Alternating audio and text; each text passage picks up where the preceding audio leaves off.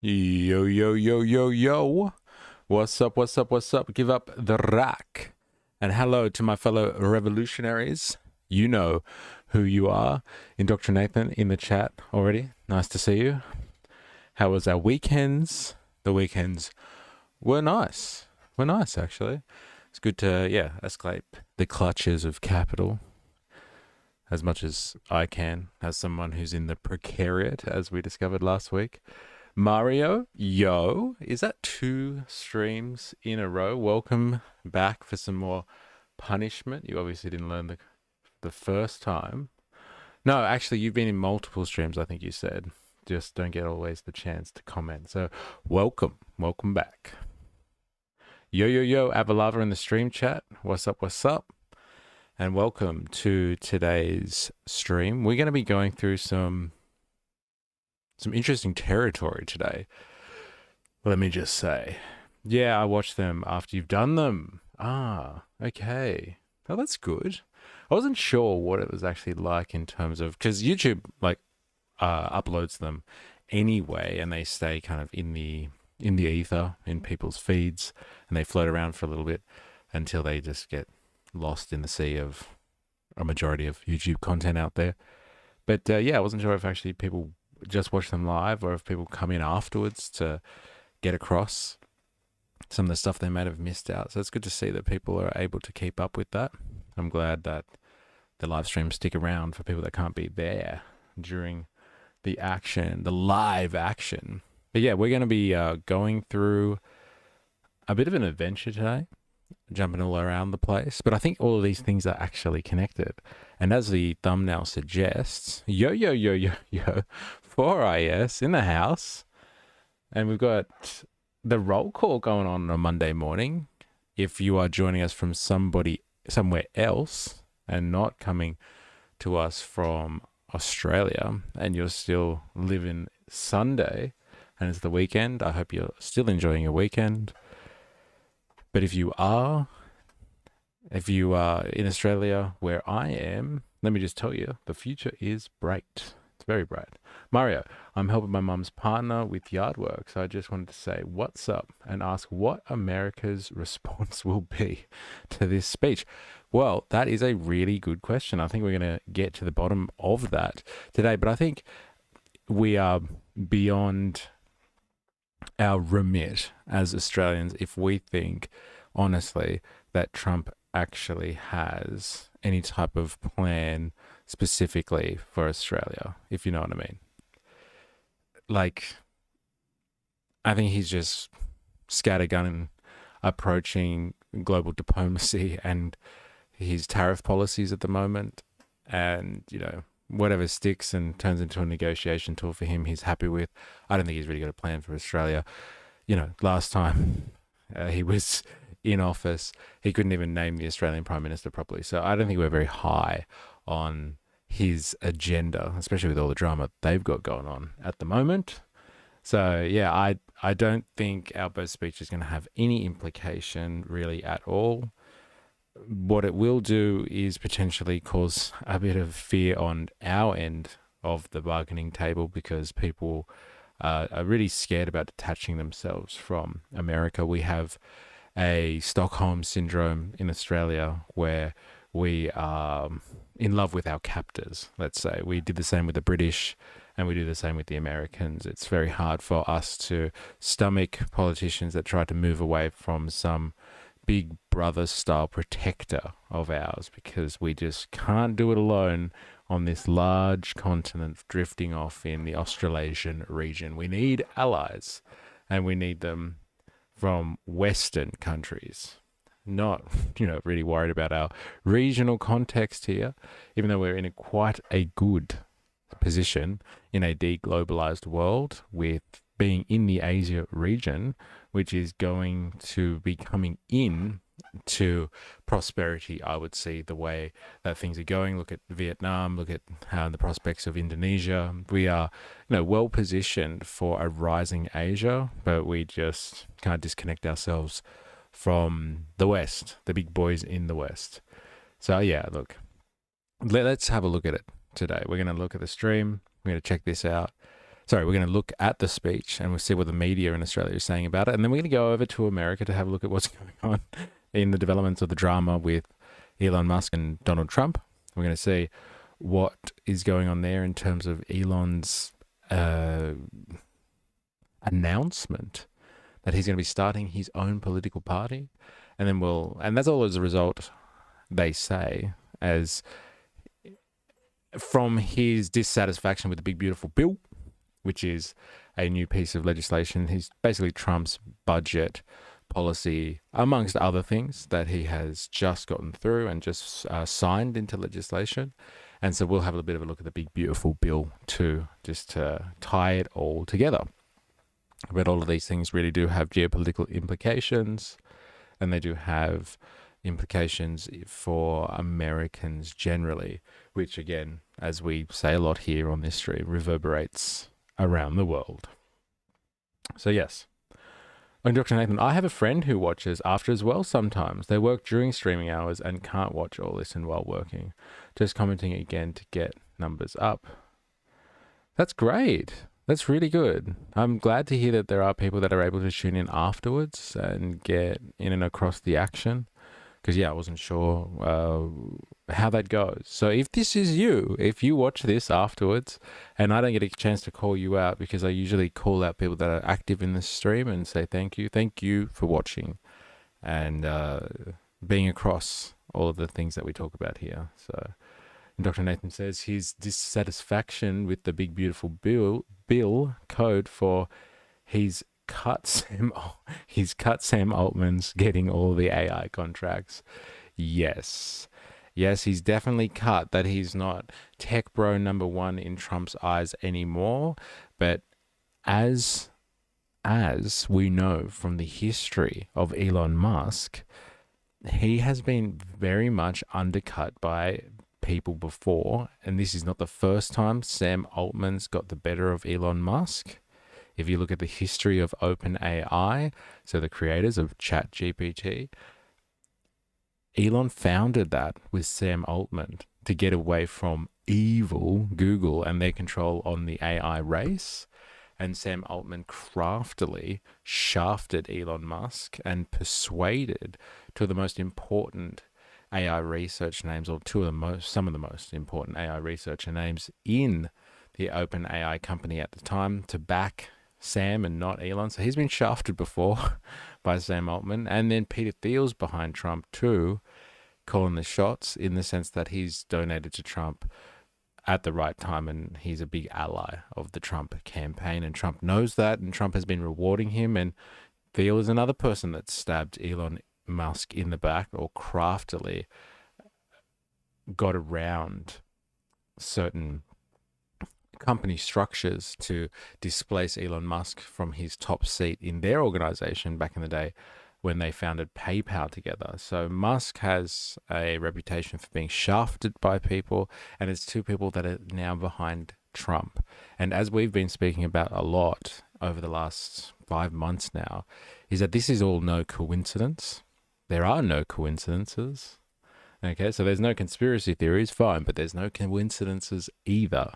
And there is no coincidence that there is a bunch of tech bros from the dark MAGA movement that are aligning themselves with Trump so they can get access to the White House, because they need a lot of policy decisions being made that are favorable to them, that are favorable to Silicon Valley and our techno feudal overlords who are starting to take power around the world.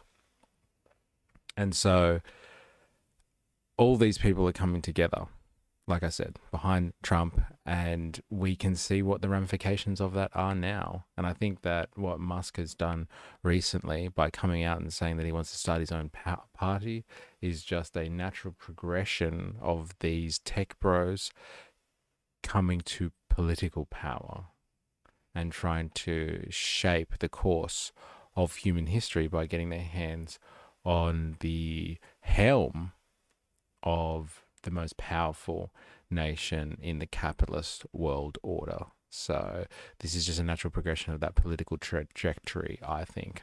Also, I was going to ask on the Discord, but have you covered Star Shield yet? No, I haven't. I've not across Star Shield, and I haven't covered it, so it might be a good topic to go through. Yeah, so let's have a look-sees. Let's start off with what's happened in Australia over the weekend, and we'll dive into the rest of the stuff as we go. So here it is, the Australian media in classic form, smashing Albanese over a speech that he's made in relation to John Curtin. So he was a former Australian Prime Minister. He was actually Prime Minister during World War II. And so he's used a speech at a John Curtin memorial for his 80th, the 80th anniversary of his passing. He's used a speech there to basically speak about his legacy and what he did for the Australian nation at a time of war, but also his legacy as a Labor leader, and has used that to take a swipe, they are saying, the Australian media, at our relationship with the US, and talking basically big noting how we're not tied to them and we should be seeking our independence politically in order to remain strong and resilient, which, I think most people have that feeling. Most Australians would be down with that, like wanting to not be told by a big playground bully what we can and can't do. However, there are obvious reservations that Australia can't hold their own in the international chessboard, on the international chessboard. And we need protection. And we're not going to get it from anyone else, so we need to get it from the US. They need us anyway, strategically, so it's good to stay aligned with them. And Dr. Nathan says it's the military version of Starlink.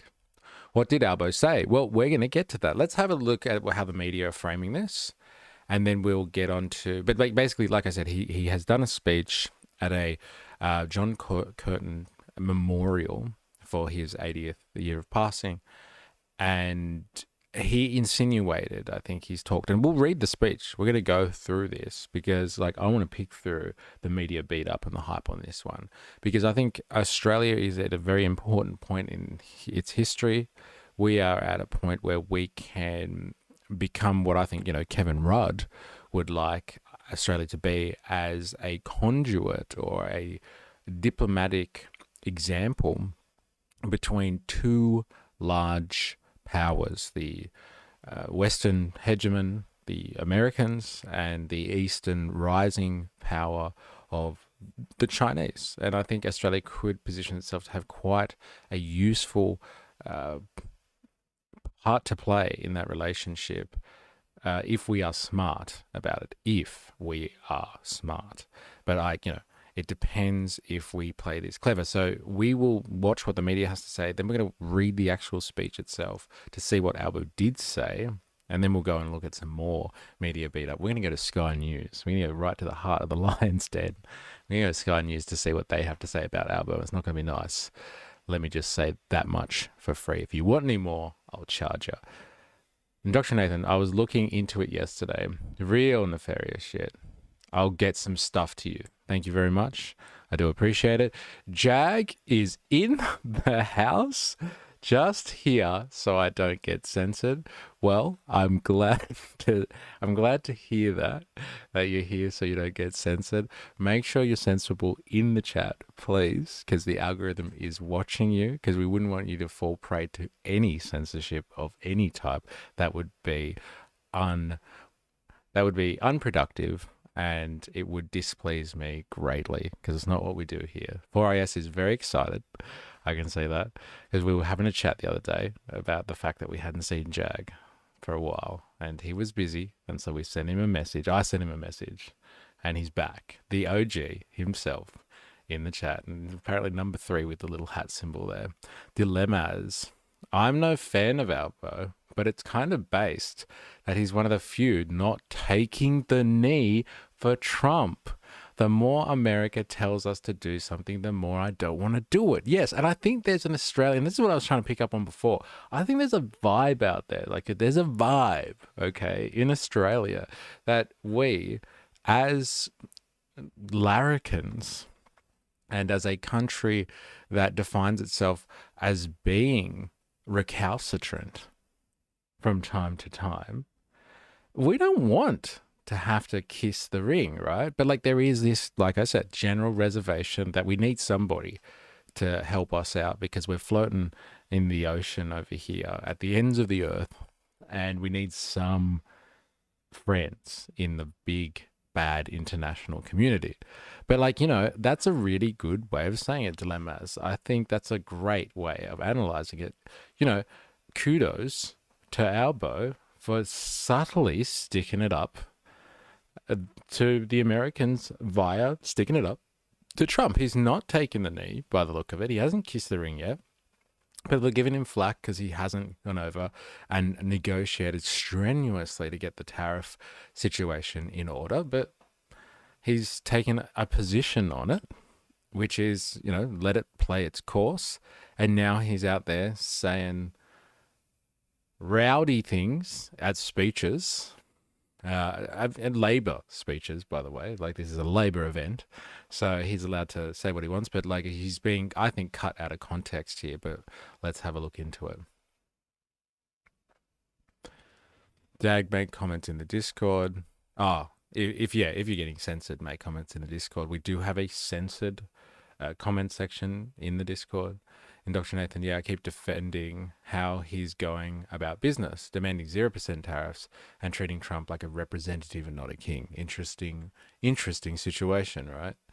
Yeah, I think it's good because Trump gets basically what he wants of most people. So, sticking up for yourself a little bit is great, and why not? Like, it's not like Albo is sitting there on a minority government and he can be just hounded by the media that serve a liberal establishment. I mean liberal with a small L there.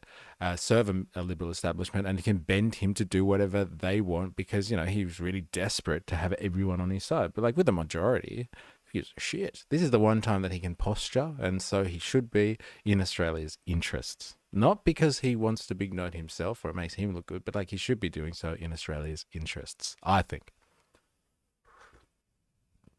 Partially local squeeb, not fully. We're going to get to America, but we're going to go via America. We're going to get to America via something controversial that our Prime Minister has done. Very controversial. The bastard. Jag, there was a digital misunderstanding, but we are all good now, and there's no more censorship policies in this place apart from the algorithmic ones. So if you get censored, like I said, please go on over to the Discord. We've got a little censored comments channel just for people like you. Yes, we're going local today, and there are people over there who he's meant to work for, so treat him that way. The people are what is important. In 4 years, there will be elections, and we'll be looking at a new guy. Well, it's funny that you say that, Indoctrinathan. Will we be looking at a new guy? And like part of my long-range conspiratorial tinfoil hat predictions is, and I've heard people speaking about this, and like maybe some of our American correspondents can confirm this, elections, there we go, straight on it from the American correspondent today. Will there be elections? They are investigating how they can get Trump a third term legally, Article 22 of the Constitution. If they are under invasion, which they are claiming that they are, they may be able to do something about that new guy. And let's see. Supreme Leader Trump says 4AS. There it is. Indoctrinathan. I think we'll be looking at JD by next year.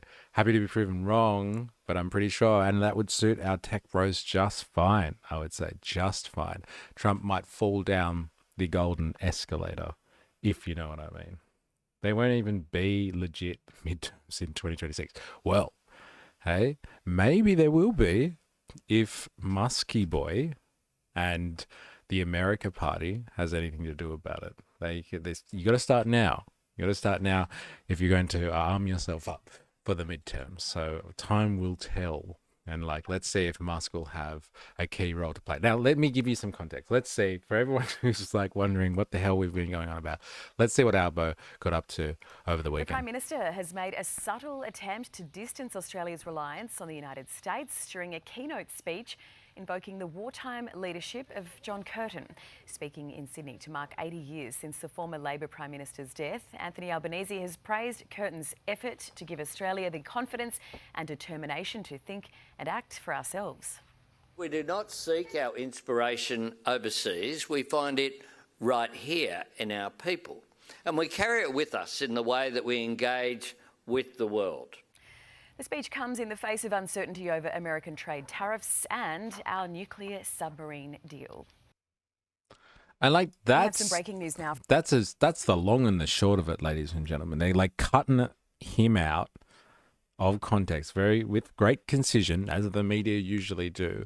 But like he's insinuating in a speech about a wartime prime minister who had to make some big calls, some massive calls, because, you know, World War II, and is saying that, you know, Australia looks to itself. We are independent. We do our own thing.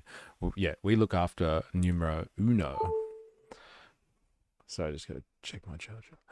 Yeah, we look after ourselves, and we're not going to be basically told what to do by anyone. So like that's as small as you get from the media. Like a lot of people aren't taking this out. I can't find the original. So we're going to do something better. We're going to actually go through and read the speech itself so we can cut through the propaganda.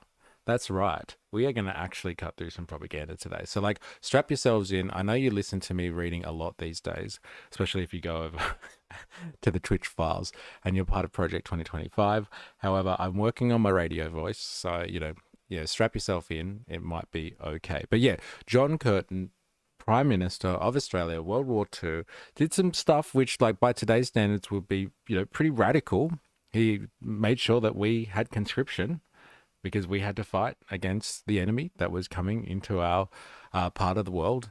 And he basically, this is the defining moment, okay? And this is why I believe Albo's used this speech like in memorial to John Curtin to bring up our relationship and our standing with the Americans, is because John was basically responsible for what we now think is just like a phase in history. It was just a natural progression. But Curtin was responsible for making the decision to distance ourselves from the UK and then come over to be under the become a protectorate of the United States. So he realigned our strategic and military position to, instead of following whatever the UK tells us to do, we'll start following what the Americans tell us to do. Now, that's gotten us into the position we're debating about at the moment, but that was like a huge strategic call for the leader of, or the head of our state, to be like, look, we're moving away from the UK and we're going to go and follow what the Americans do and follow their foreign policy and their guidance moving forward.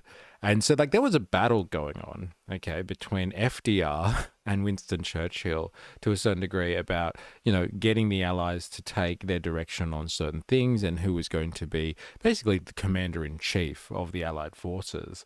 And so, you know, Winston Churchill had some ideas about what he wanted us to do, and FDR had some ideas as well. Roosevelt had some thoughts about what the Australians should do.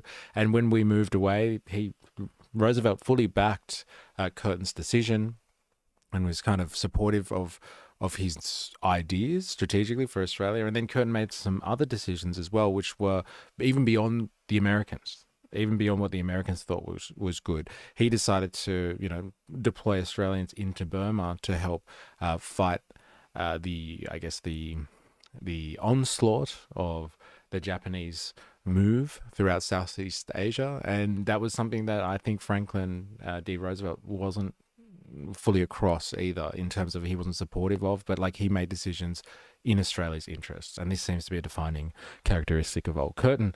And so in a time of, you know, the decaying world order, the end of globalism, the fracturing of, you know, world powers, and the devolving of powers into little regional areas and little global communities here and there. Australia needs that type of leadership, a Curtin-esque figure to make big calls and the right calls, because we're moving into a different phase of human history. So let's have a listen. Let's have a read of the actual, what what Albo actually said. Sorry, John Curtin oration. I begin by acknowledging the traditional owners of the land which we meet, and I pay my respects to elders past, present, and emerging.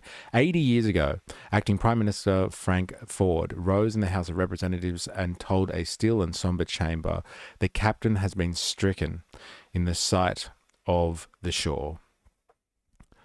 Through the dark days of conflict, Curtin has urged the men and the women of Australia forward to victory in war, victory for the peace. He would not live to see either, yet no Australian did more to achieve both. It is an honour to be with you tonight to reflect on the extraordinary and enduring achievements of a Labor icon and a great Australian. Through 124 years of our federation and 31 Prime Ministers of Australia, John Curtin stands apart. No leader of our nation has faced a sterner test. No one has known a darker hour. Pretty interesting summation so far. So Curtin died like in like July or something, 1945, like right before the end of the war. He carried Australia kind of through, like I said, as our Prime Minister, our head of state, and then kind of died just before it was all over.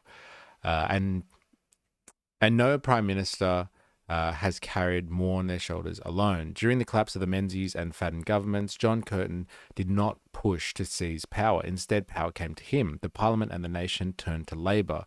And within 4 months of being sworn in as Prime Minister, Curtin found himself leading the battle for Australia. Singapore had fallen, Darwin had been bombed, and he was locked in a battle of wills with the British Prime Minister Winston Churchill, as well as the President of the United States, Franklin Roosevelt. John Curtin, a person so mindful of his flaws and limitations, pushing back against two of the most powerful men in the world and two of the most forceful personalities of the 20th century politics. This moment is the core of Curtin's legend. The two divisions of the Australian Imperial Force returning from the Middle East, Curtin wanted those troops for the defence of Australia. Churchill wanted them in Burma. Roosevelt backed him. Barely 2 months after Curtin had said that Australia looked to America, America was telling him to listen to Britain.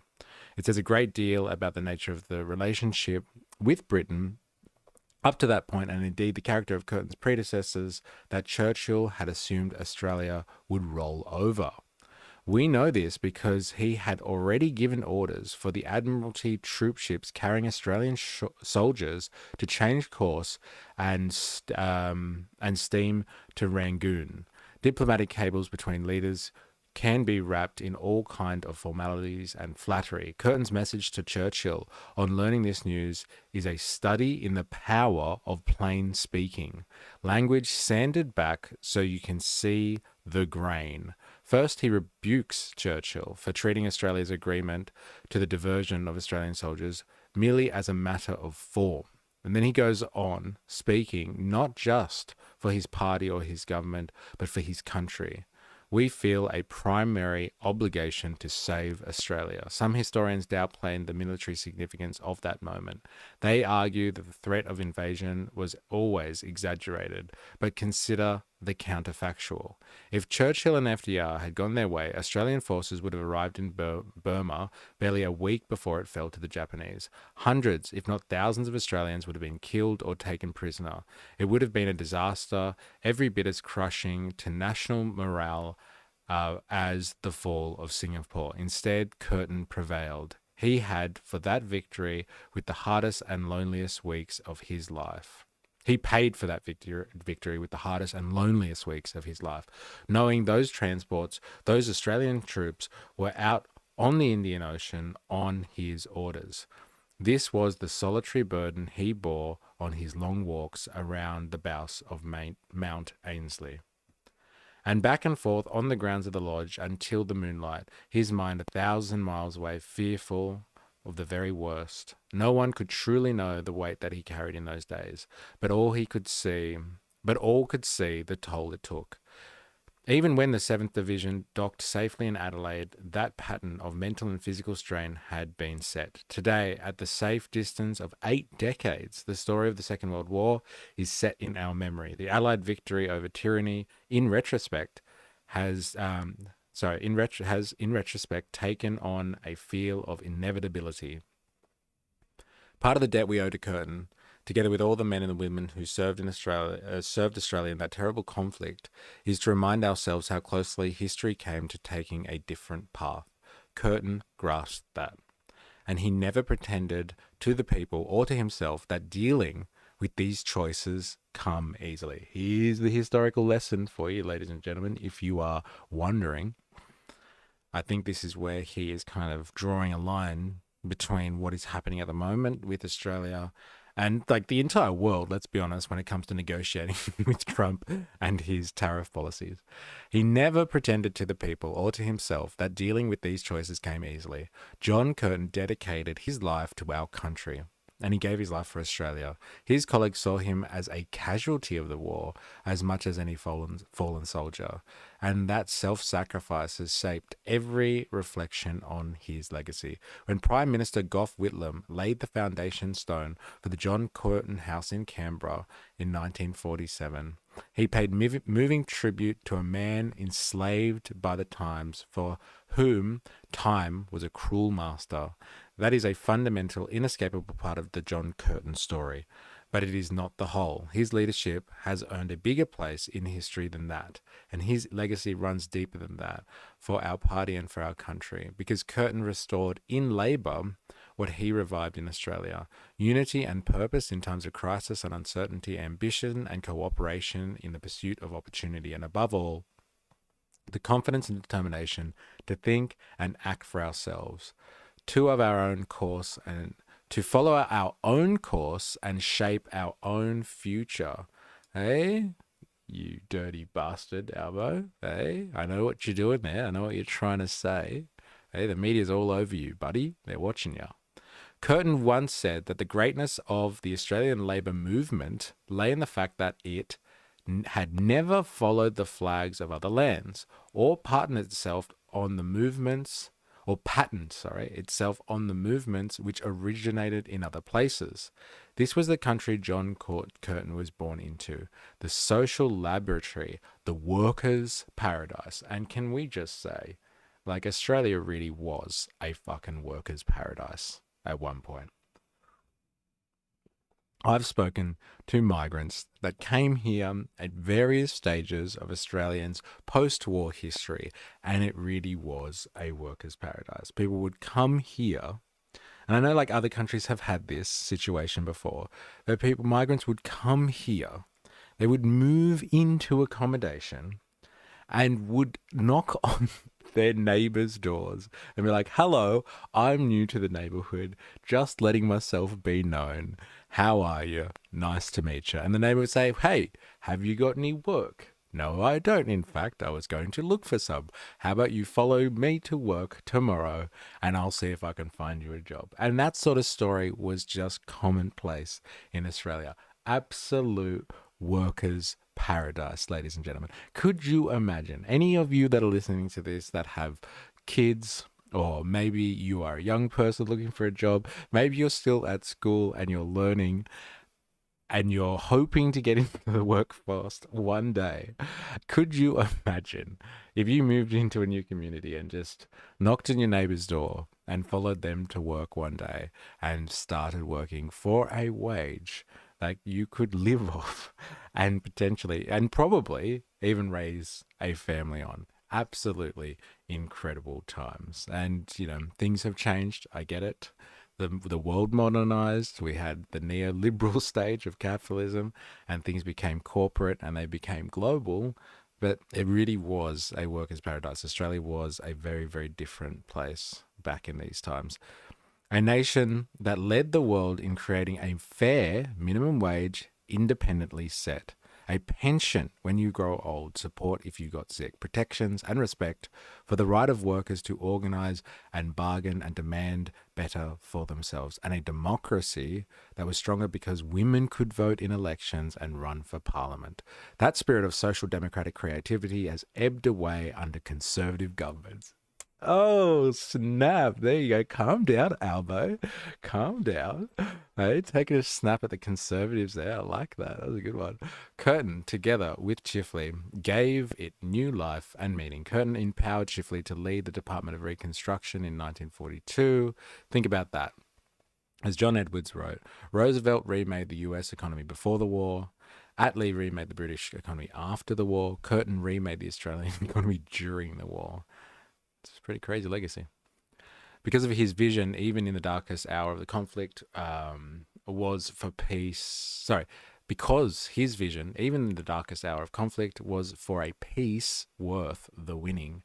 A nation that honoured the courage and sacrifice of its citizens with more than monuments and memorials, where the bravery of Australians had won them the right to build a good life for themselves and their families, with new opportunities in education, secure, well-paid jobs in manufacturing, affordable medicines through the pharmaceutical benefits scheme. Ooh, really? Is that what they set that up at that point in history? That's crazy.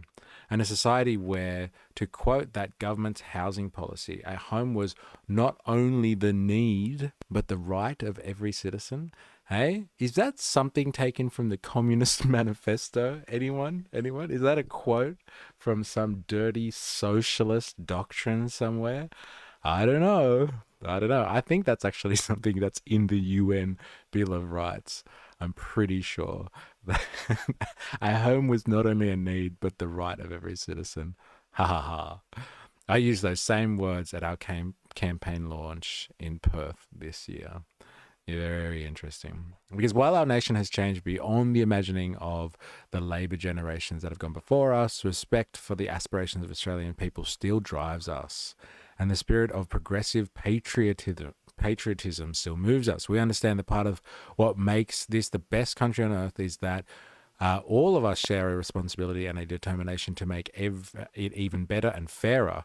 That is why we are making the biggest ever investment in Medicare, so more Australians than ever can see a doctor for free.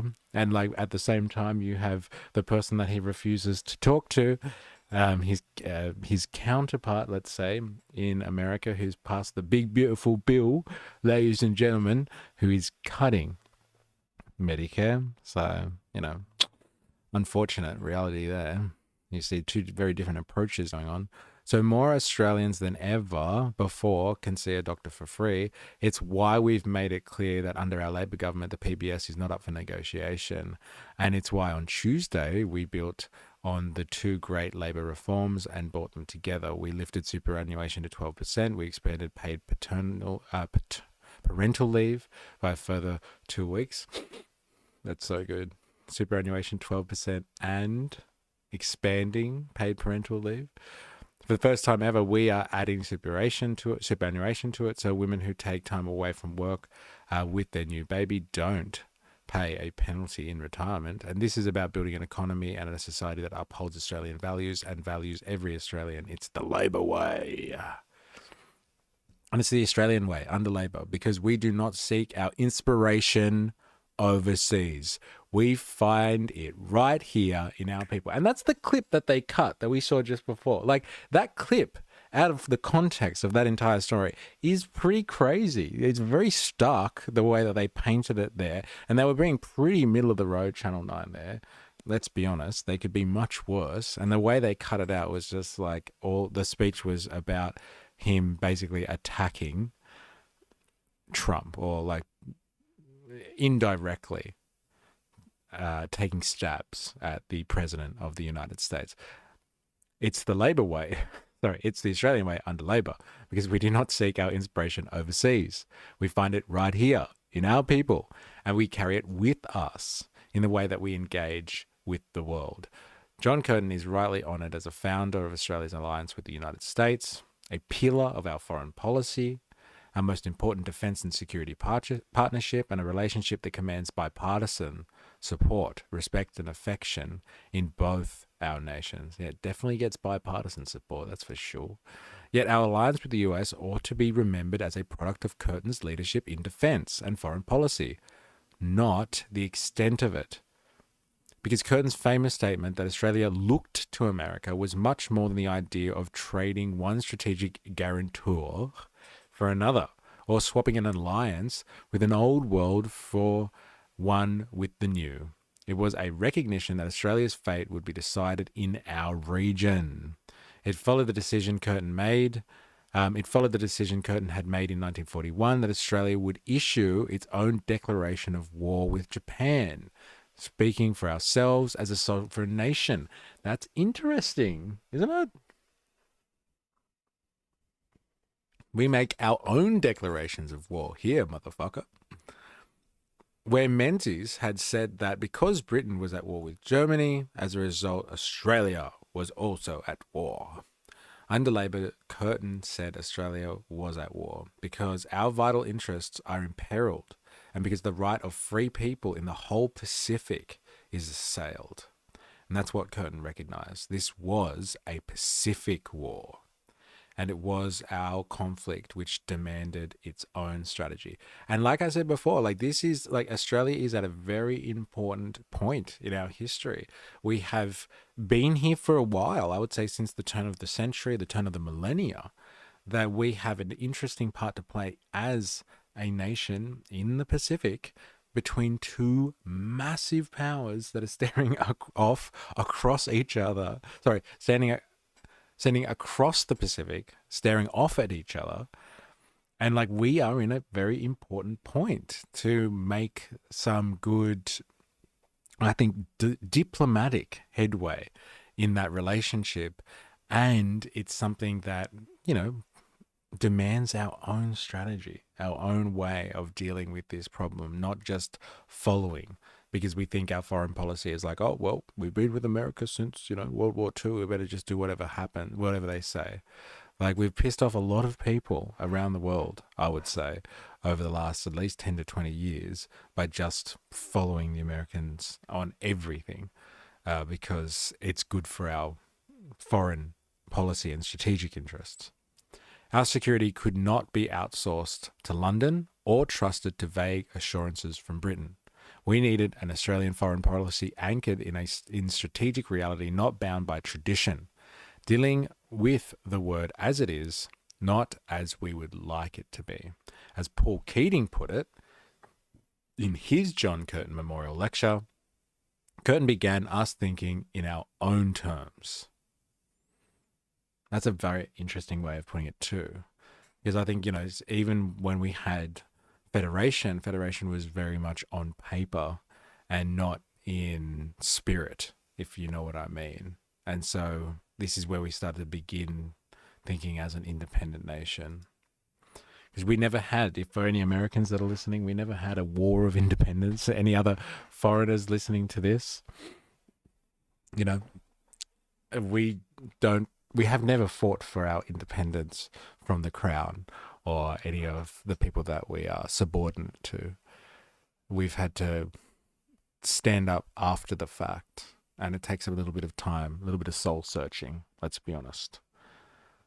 Interesting Albo quoting Keating for us says, Keating has been quite critical of Albo with the whole AUKUS situation. Yeah, well, it's still an astute comment then, isn't it, for us? Makes you think anyway. So we remember Curtin not just because he looked to America. We honour him because he spoke for Australia. And I think this is what is happening at the moment, right? For Australia and for Labor, that independence has never meant isolationism. Choosing our own way doesn't mean going it alone. It was the Curtin and chiefly governments that brought Australia into the United Nations, the World Bank and the IMF at the outset. Ooh, you know, well, look, the World Bank, I guess, and the IMF were a little bit different back in the day. The original World Bank and the IMF. Australia did not just join the institutions which created international rules-based order, we helped shape them. Yeah. Unfortunately, the international rules-based order applies to everybody but the people that we're talking about at the moment.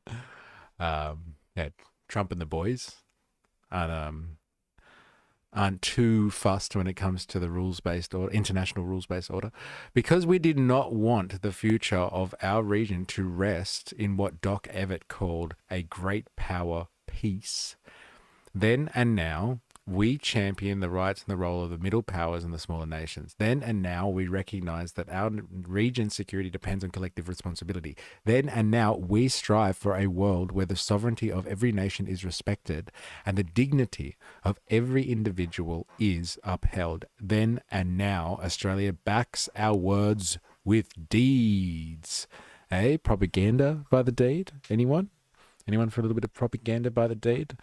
That is looking more and more increasingly an important thing to keep a hold of in a world that goes authoritarian. Let me just say. 80 years ago, Australia under Chifley was one of the first countries in the world to publicly support the people of Indonesia in their struggle for independence, and part of the first ever UN peacekeeping mission to help secure Indonesian sovereignty. Ever since, Labor governments have understood that Australia's security and prosperity depend on engaging with our region as ourselves, investing in our capabilities and investing in our relationships. I had no idea. That's so interesting that we actually helped secure their sovereignty, because for so long they were just basically a colony, and like the Dutch kind of took them, kind of left them, kind of didn't really know what to do with them. And there you go. We were part of that process. Investing in our capabilities and investing in our relationships in times of profound change in our region and against the backdrop of global uncertainty, Australia under Labor has always had the courage and imagination to play a constructive and creative role. That's the approach of our government. Our government has taken from day one, rebuilding and standing as a leader in the Pacific, patiently and deliberately working to stabilize our relationship with China. He said the China word. That's it. That's the word. He mentioned China here. Take note of that when we go watch the next piece, because it's going to be a hit piece by none other than Sky News. And just keep that in mind.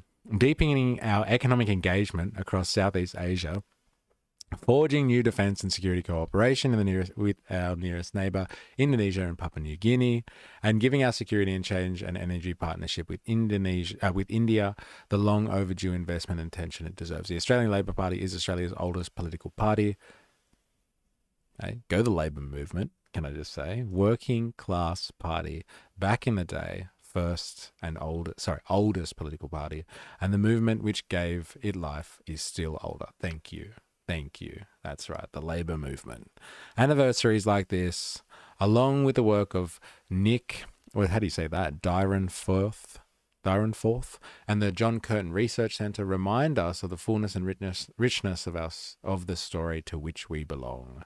Yet the great creative tension of Australian Labor is that we love our history. We are not hostages to it. We are links in a long change. We're not shackled to our past. We draw from it. We build from it. We learn from it. As a junior member of the Scullin government, Curtin had watched in dismay and frustration as the hopes invested in that Labor government fell victim to events, its ambitions crushed by the Great Depression, its fate sealed by foreign banks and state premiers. Hey?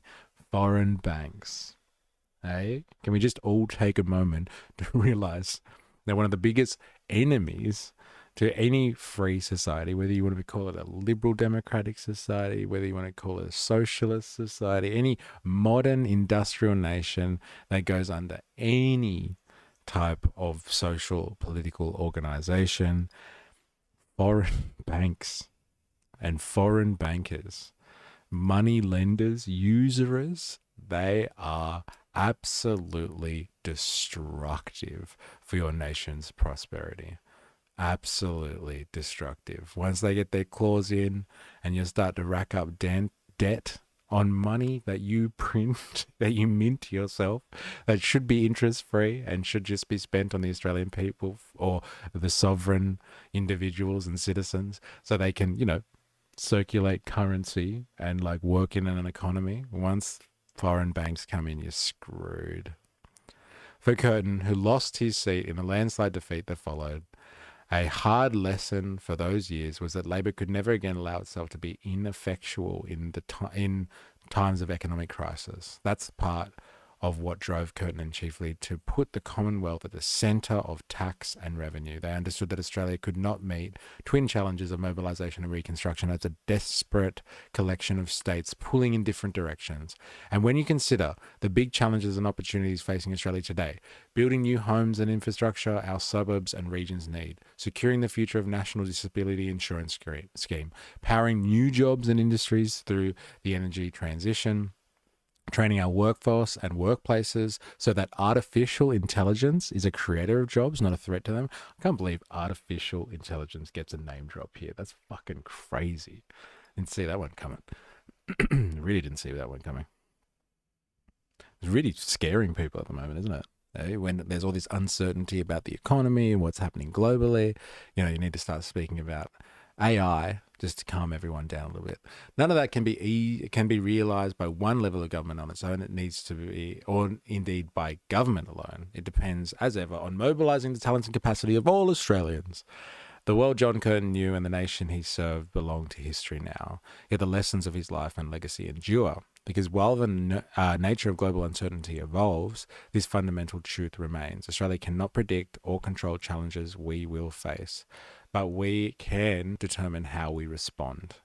We can choose the way we engage with our region and deal with the world. We can choose. That's a good point. The stability and prosperity we build and defend with our partners, the peace and security we seek for ourselves. And above all, we choose the nation we strive to build here at home. An economy that rewards hard work and creates opportunity. A society true to the values of fairness and aspiration that Australians voted for. And a government worthy of the people we serve, repaying the trust that Australians have placed in us and living up to the example of courage, kindness, and Australians set for us every day. That's the Labor way, the Australian way. That is our way forward. Look, it's really subtle, right? It's really, really subtle. Talking about that taking a swipe at Trump, like the way that they've been bashing this up the media is just like he's basically said, "Fuck you, Trump. We'll do whatever the fuck we want, you bastard." Like, it's pretty sensationalized so far. But using this as a platform to implicitly talk about how Australia should be looking after itself is fine. I think it's pretty light on, actually. And if Trump really takes exception to some of this language, then he is actually way more attuned to subtleties than I thought he was. Old Trumpy boy. And I'll give him credit for that if it ever happens. So let's have a look, sees, at Sky News. That's right. Heart of the Lion's Den, ladies and gentlemen. And see what they have to say about what good old Keating has said here. TBF, Australia didn't lose the Emu Wars. It was British soldiers. Oh, I can't believe I missed banter about the Emu Wars. I'm just here to watch a trash fire. LOL, Squeeb, didn't know that. Jag, it sounds like Curtin saw the inevitable decline of the British Empire and decided to hitch wagon of Aussie survival to the rising US Empire. 100%. And it's strategic. And the question is that's being asked by everyone now, especially these right-wing media outlets, let's say, is just like, oh, is Australia hitching a ride now with China? Is that what we're going to do? Are we going to hitch a ride with China now? China.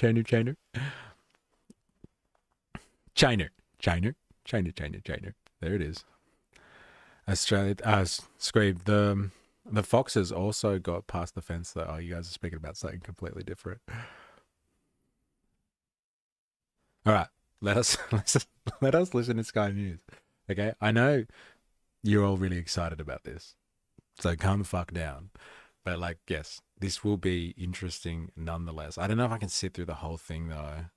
Really. All right, first comment. All right, 281 likes. All right, this will set the scene for you. He's a woke joke. That's right.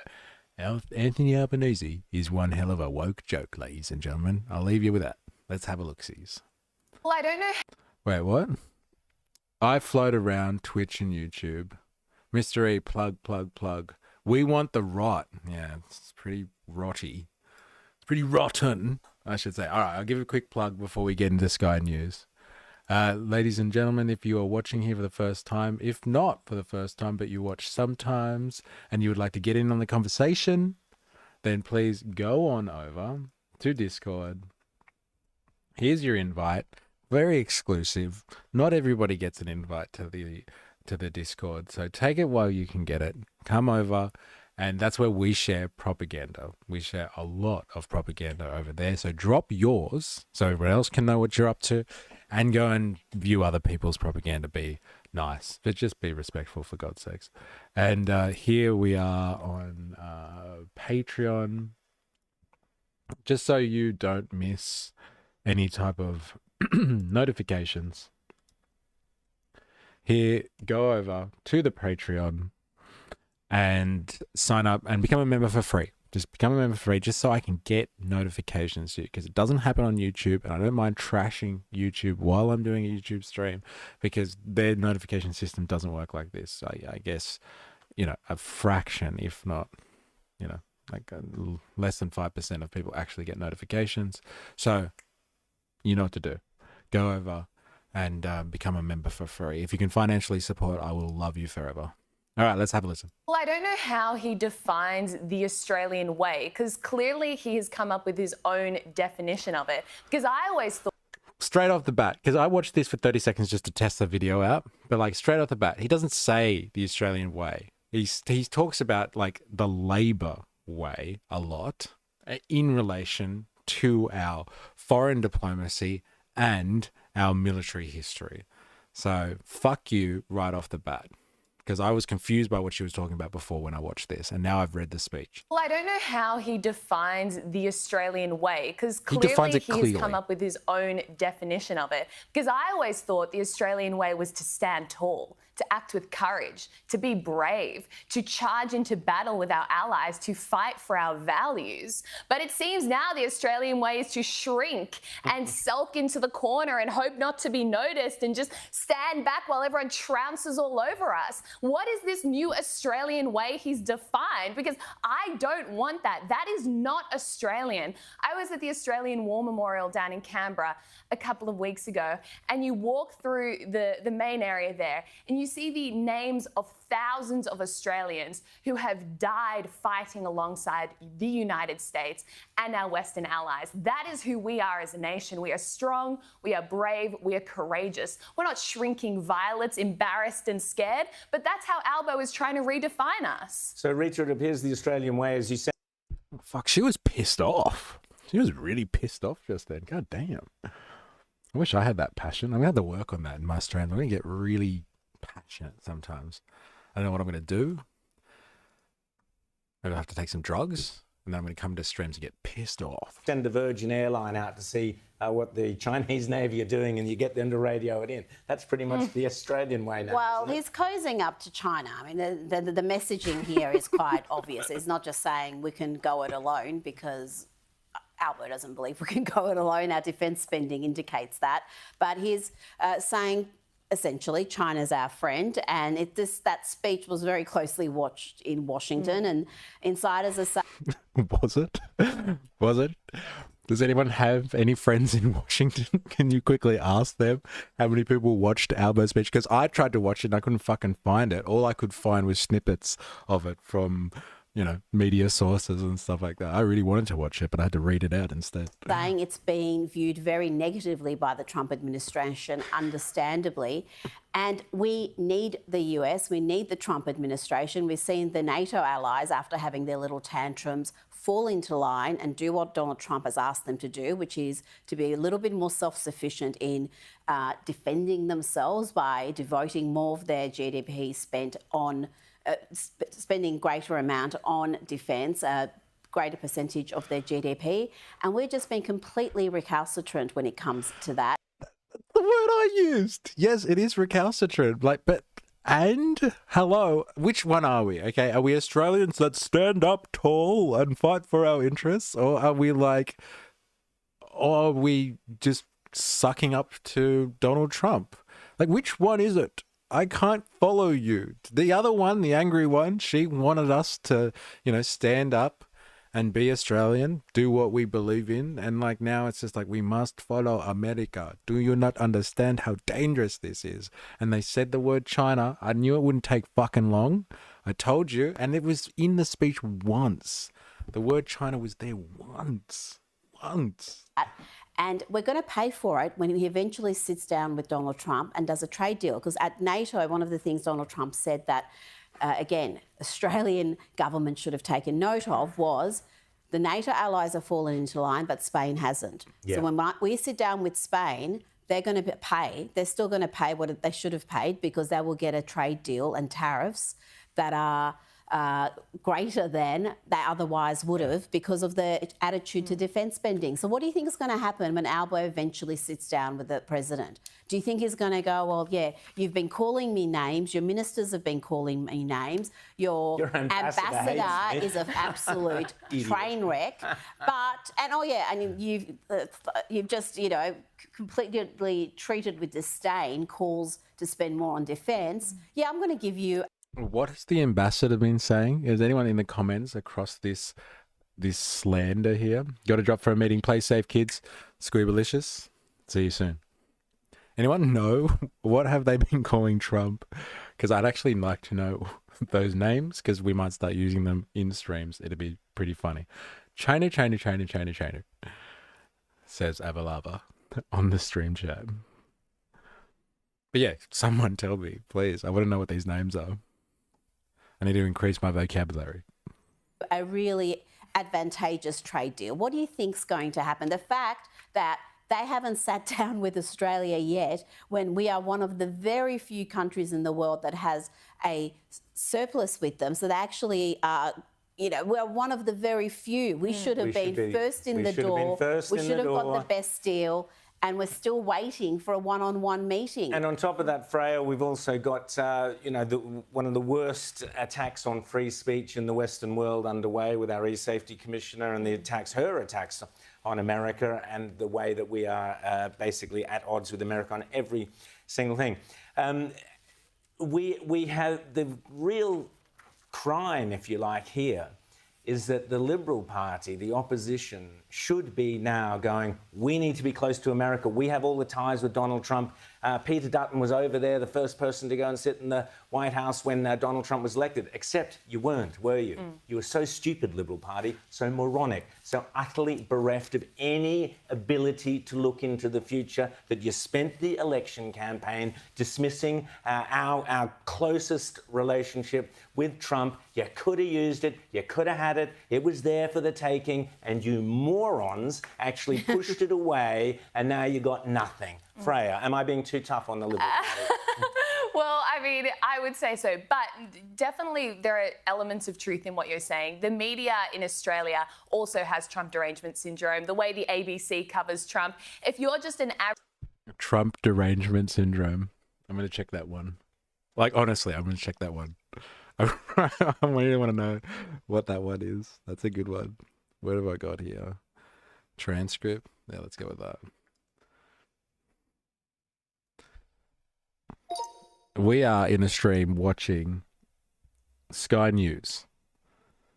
Oh, damn. We are in a stream right now watching Sky News unpack Anthony Albanese and his speech about John Curtin, saying that Australia needs to seek its own independence when it comes to the US. They have just described the Australian media having Trump derangement. What was the word she used? Also has Trump derangement syndrome. The way... Syndrome. Can you explain what this syndrome is?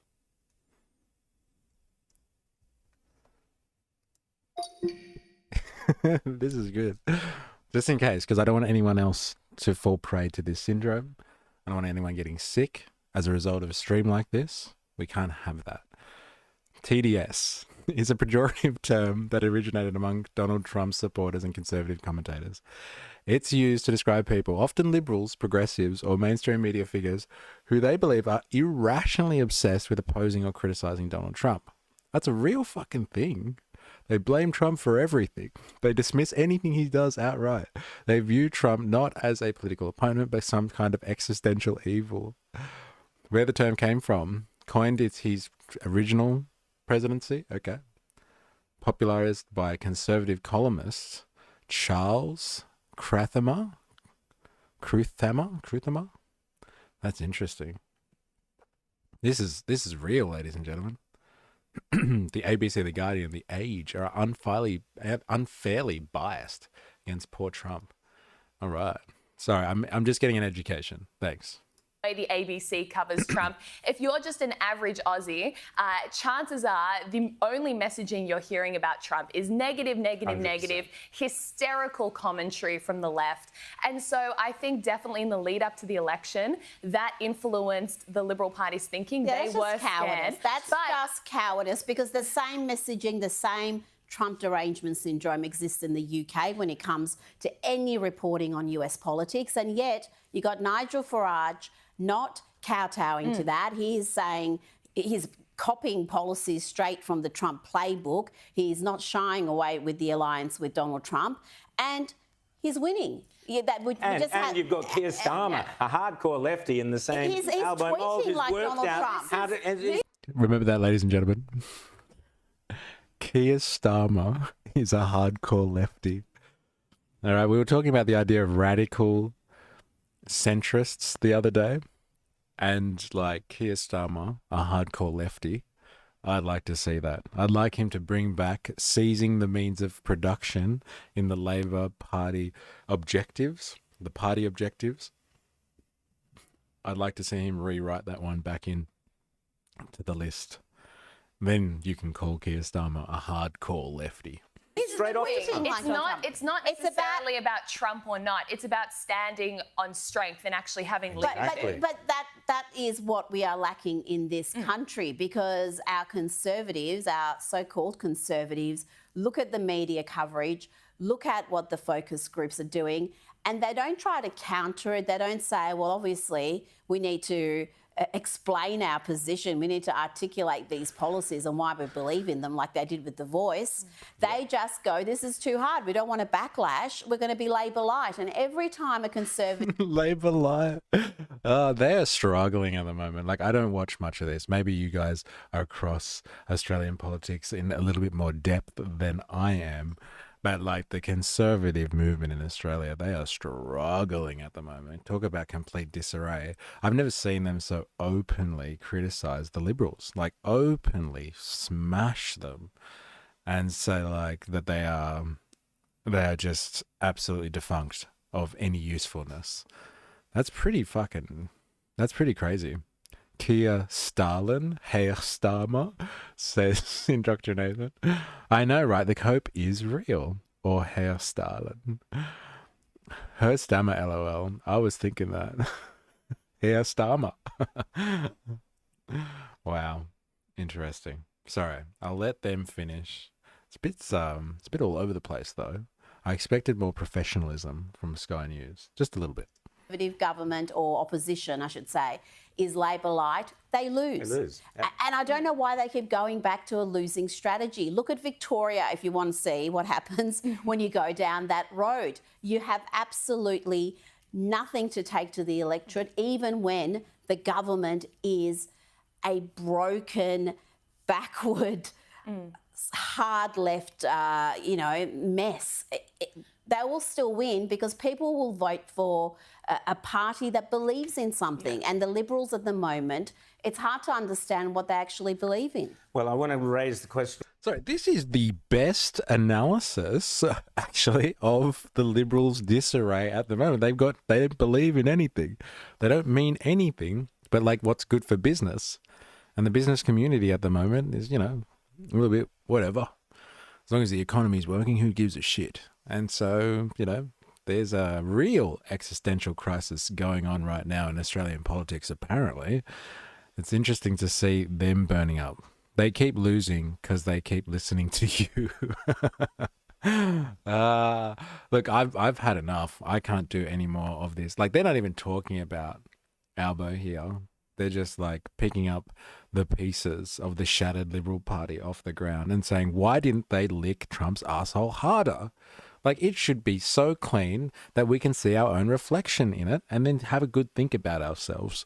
But it's not there yet. It's not there. The tongue isn't there yet. It's not strong enough. This man will go down in Australian history as one of the biggest disasters we have ever encountered. Big call.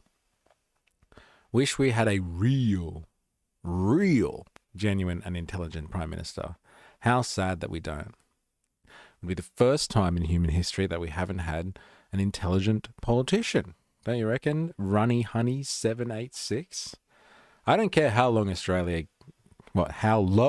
gets, because we will not make a comeback until that traitor Albanese and Wong is thrown out of politics. Only then when we'll be able to be a great ally. I'm way more prouder of American patriots and their president. I wish I lived in Texas now. See, like, this is it. Okay, you have Anthony Albanese's speech, which is just like, this is what we do in Australia. We will be independent and we need to basically rely on ourselves to make the right decision in our interests and not be guided by other people. So if it aligns with this person or that person, so be it, as long as we're making the right decision. And you have people like this. This is basically the sentiment coming out of this piece of content and the comment section is we need to basically follow the Americans. The only chance that Australia has is if we are a great ally, ALLIE. I'm way more proud of American patriots and their like, I'm happier to be an American right now than an Australian. Like, the hypocrisy that comes out of a piece of content like this is very delicious, because these people are the real patriots. Remember that. Not like lefties and progressives and wokies and people like that. The real patriots are these people. And right now, their patriotic line is, we need to suck up to the Americans. Australia doesn't have the testicular fortitude to be an independent nation. Talk about a patriotic vibe, right? Talk about, I'm swelling with patriotic pride right now, because my only analysis of the situation is, we need to really start sucking up harder to the Americans. That's as patriotic as you get right there. No faith in your country at all. And here it is. Okay, so we are going to switch gears like massively now, and get on to what's happening on the other side of the Pacific, and like well on the other side of that continent too, more on the East Coast, I would say. In Washington, actually, I don't know. Maybe Elon Musk. No, Elon Musk is probably operating out in Texas at the moment. So yeah, we're going to go East Coast of America now, and we're going to figure out what the hell Elon Musk has been doing recently. Because you saw the thumbnail. It's Albo and Elon Musk versus Trump. So Trump is getting it from all angles here. He's getting reamed by Albo on one side, getting reamed by Elon Musk, the richest man in the world, on the other. So let's see what Elon Musk has been up to, ladies and gentlemen. This one will be funny. If you're not aware, Elon Musk, tonight, the man himself, has declared, he's been speaking about this like kind of for a little bit, but he's declared he's going to form a new political party, a third option.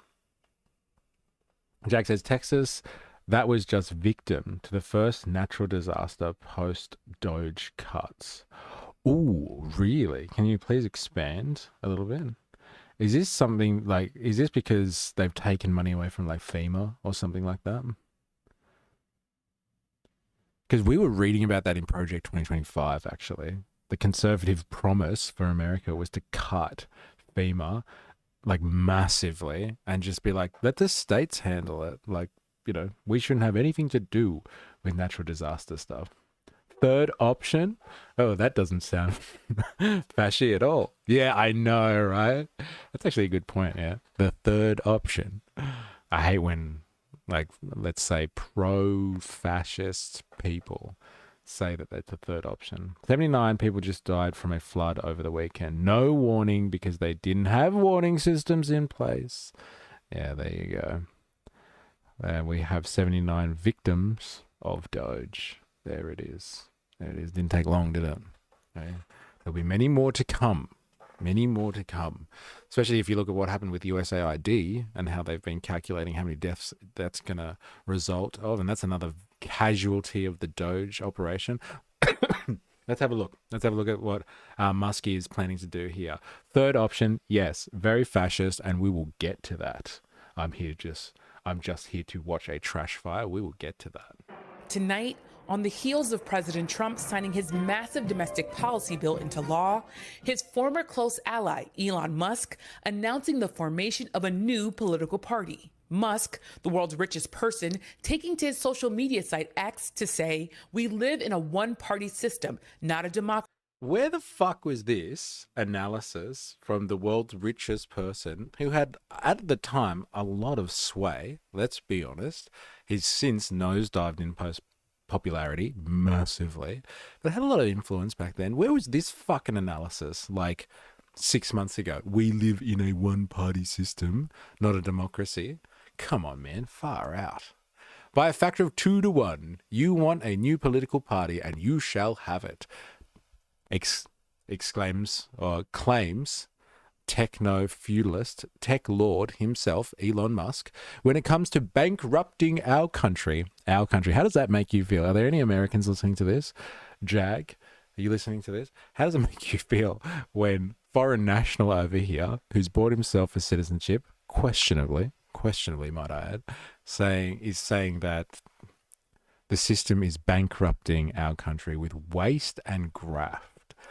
We live in a one-party system, not a democracy. Today, the America Party is formed to give you back your freedom. And what does freedom mean? And remember, it's not democracy. To give you back your freedom. Very descriptive language today. Love it. I give you our flag. Enjoy it. Ladies and gentlemen, if you're wondering what the Australian flag is, here it is on the stream chat. You can see that? That is the Australian flag. Avalava says, people see that the Libs only believe in making themselves rich. Labor makes the economy work. So the arguments used by the Libs are nonsense. And isn't that an apt description? That's why they stand for nothing, which is a pretty accurate description from the Sky News people that, yeah, no one believes in the Libs because the Libs believe in nothing.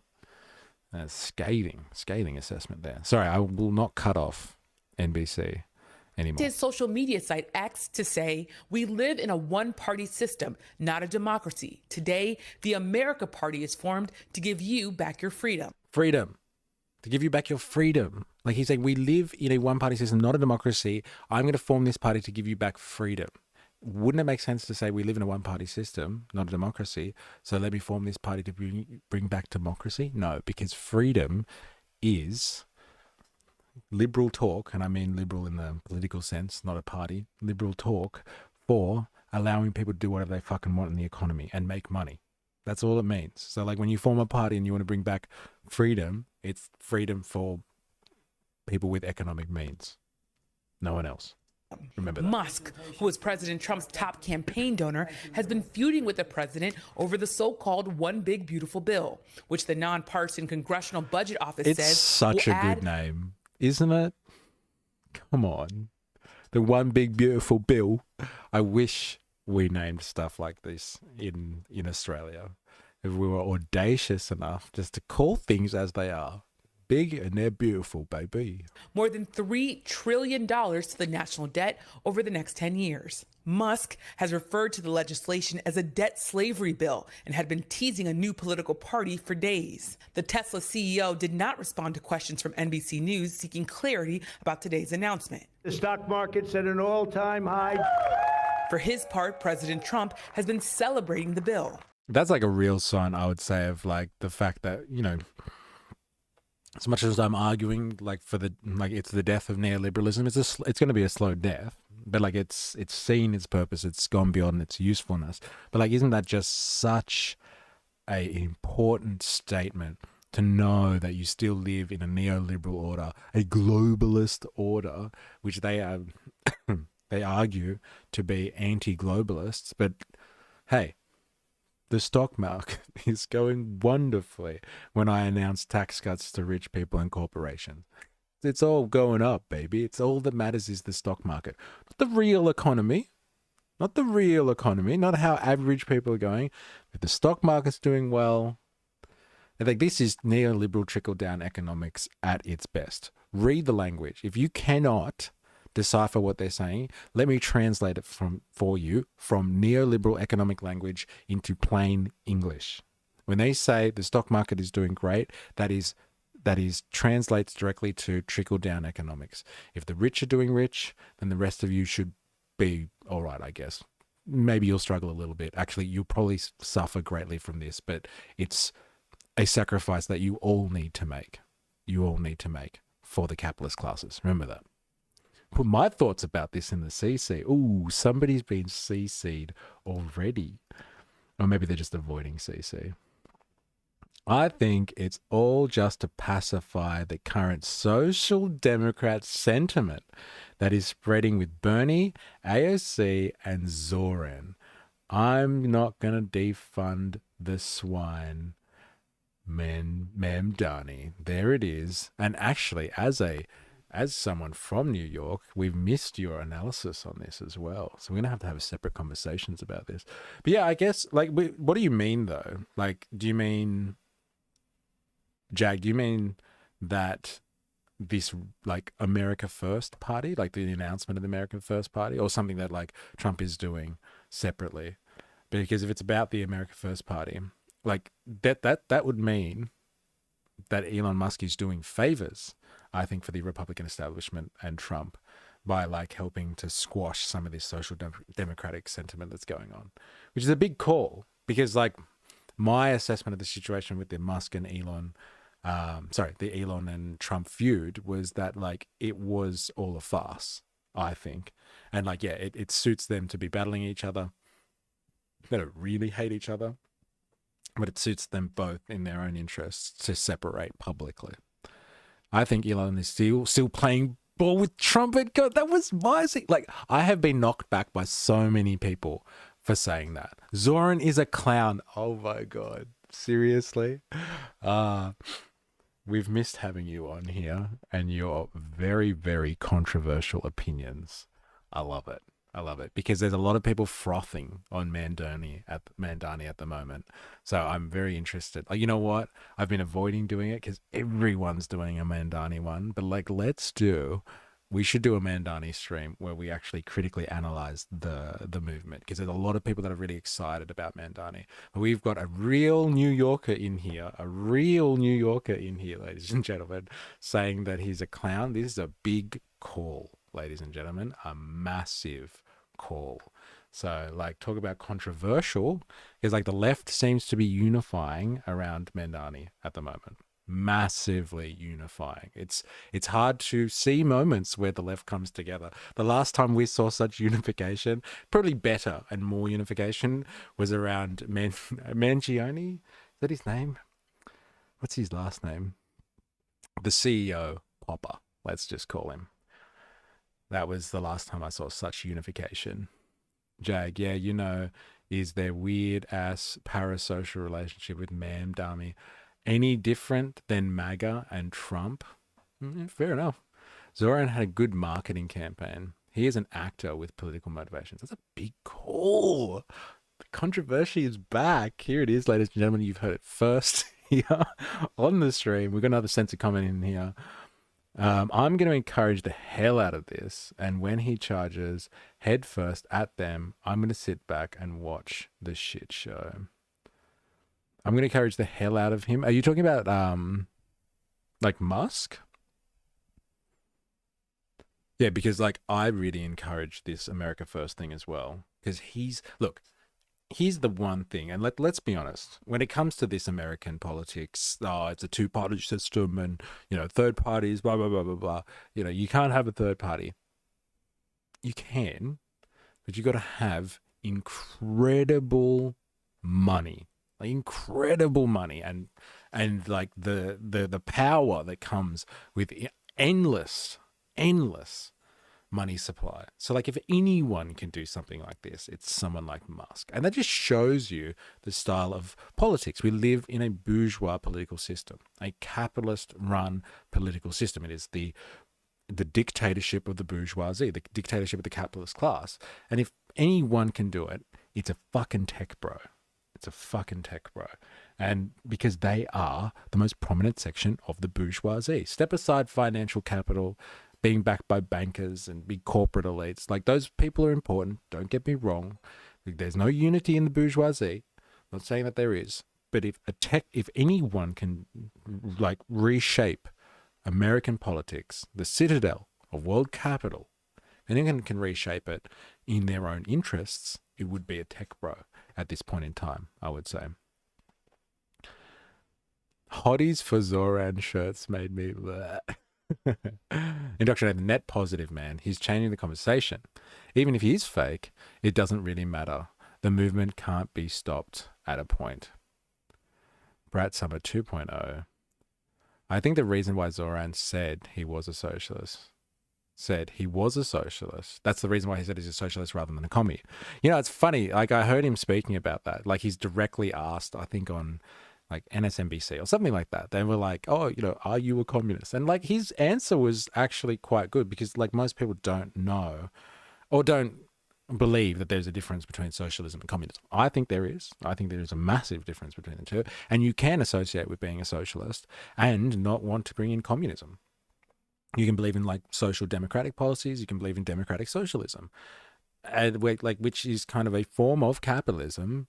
But like, obviously there is control by the workers or the people that actually make up the value in that society. But like, that doesn't mean communism. And so he was very explicit and said, no, I'm not a communist. And it's really funny because Trump straight away was kind of like, oh my God, he's a communist. We're going to be investigating him. We can't have communists running New York. We can't have that. So we're going to have to get rid of him, if you know what I mean. Right? Get rid of the communist. Get rid of the communist. So did I miss something? No. Wait, Jag says, no, he's a joke. Don't buy his BS. He said learned democratic socialism from Bernie, which is proof he has no true understanding of what he professes to represent. Damn, fucking Jag. Stabbing hard today. Eh? Smashing everybody's preconceived worldviews here. Let's say... SG, hey mate, can you please repost the Discord link? Yes, I can. All right, let me just grab it. Give me a second. Introduce yourself. There it is. Here we go. Try that. And I'm also going to do the Patreon, because I would like people to go there so I can get you notifications about when I go online and drop stuff.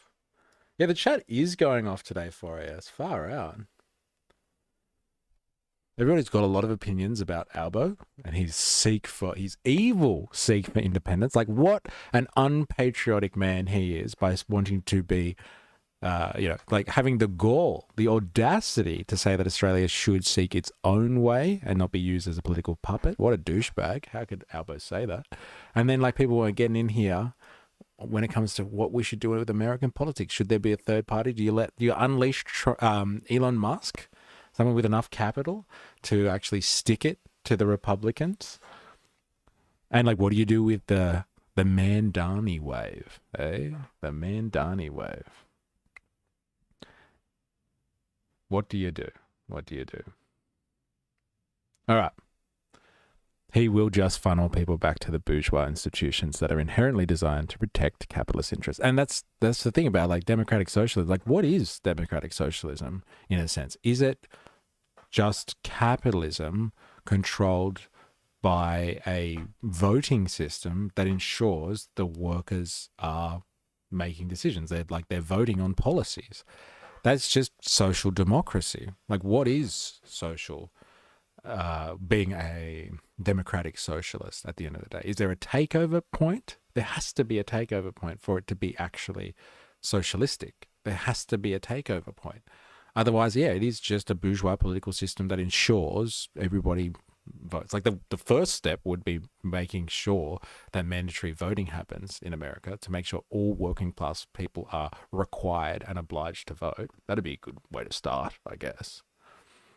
For us, who knew not sucking US dick was unpatriotic. Yeah, that's the weird thing about it for us. Like, the weirdest part about the Sky News critique was just like, excuse me, we should be following America at all costs. What is he doing? Standing up and saying that Australia should be independent. Like, what the hell? Like, what is so weird about that? Like, the hypocrisy is next level. I don't even know what to point at first for us with that one. All right. I will let them continue. Thanks, G. No worries. The legislation extends the tax cuts from his first term, reduces taxes on tips and overtime pay, and provides funds for his immigration priorities. It also makes some of the biggest cuts in history to social safety net programs like Medicaid and food assistance. We'll get to in that. Missouri, Kimberly Gallagher is worried about how the bill's new work requirements could affect her and her son's access to Medicaid. Her son Daniel has a rare genetic disorder and autism, and she is his primary caregiver. Medicaid is in every facet of our life. It's not just medical, it's financial, it's care. And to lose any of those parts would drastically change our lives. Yamiche is traveling with the president tonight. Yamiche, going back to Elon Musk's announcement of a new political party, what could his approach be here? Well, Jose, we should note it's not clear at this point if Elon Musk has officially filed paperwork to start the America Party, but he has said that a new party could target just a handful of seats in Congress and then act as the deciding vote on key laws. You listening to that? Yamiche Alcindor in New Jersey with the president. Thank you so much. We thank you for watching. No, thank you. Thank you, bro. Good on ya. Keep up the public service.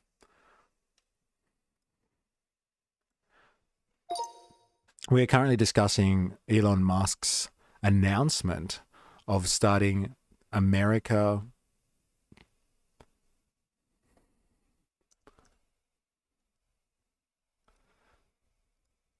Party.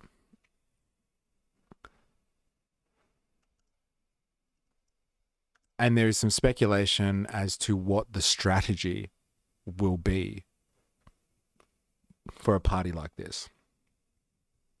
Can you please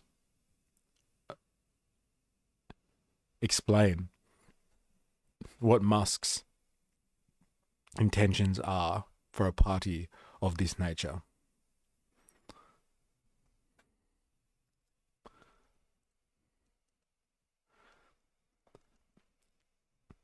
See, like, I've been listening to a few people speculating on this. And, like, because there's not a lot of information out there. I think there's, like, there's, like, a few posts that he's put out. Like, look at this post, for instance. This is, like, the actual tweet that he had put out. I don't know if you guys can see that properly. So here it is. Elon Musk. Is it time to create a new political party in America that actually represents the 80% in the middle? Like, where'd he get the 80% from? But whatever. And, like, here it is, an X post. Yes, 80.4%. No, 19.6%. 5 million votes in the final result on the 6th of June at 4 a.m. That was when it was last updated. And, like, 80%, overwhelming majority. So when you saw him saying before, like, post before that, like, you know, it's unequivocal, you know. 4 out of 5 people want to see this. One, like, it's not just Americans who are on X. Like, just because you got 5 million votes doesn't mean they're all, like, registered American voters. It could be, like, just, I don't know, a bunch of foreigners, like aliens. Okay? They're the worst. Aliens. Could be a bunch of illegal immigrants, undocumented workers, okay, on X, voting for this, voting on this poll. But the other thing is also, let's remember here, he owns X. And, like, he has been caught multiple times, not only censoring people as the champion of free speech that he is, not only censoring people, like cutting people out of his platform that say things that don't align with him, but, like, he can warp the statistics here. Like, this isn't a registered political poll here done by some institute that gets peer reviewed. This is an X poll that comes from the owner of X, who can manufacture the numbers. Let us just remember that. Jungle Potato says, I'd put money on him botting the result. Yes, thank you. That's exactly, yes, that's a better way than saying botting the results. That's pretty much like, come on. Why wouldn't he? Hey? Like, the people have spoken. 80% of 5 million, 5.6 million people. The people have spoken. Dun, dun, dun. Jags, Dem Soch is not the same as Soch Dem. I think it's actually a dangerous conflation. Yes. And that's why I think they're way more towards the, hey, let's just be social democrats as opposed to democratic socialists. It's a big difference.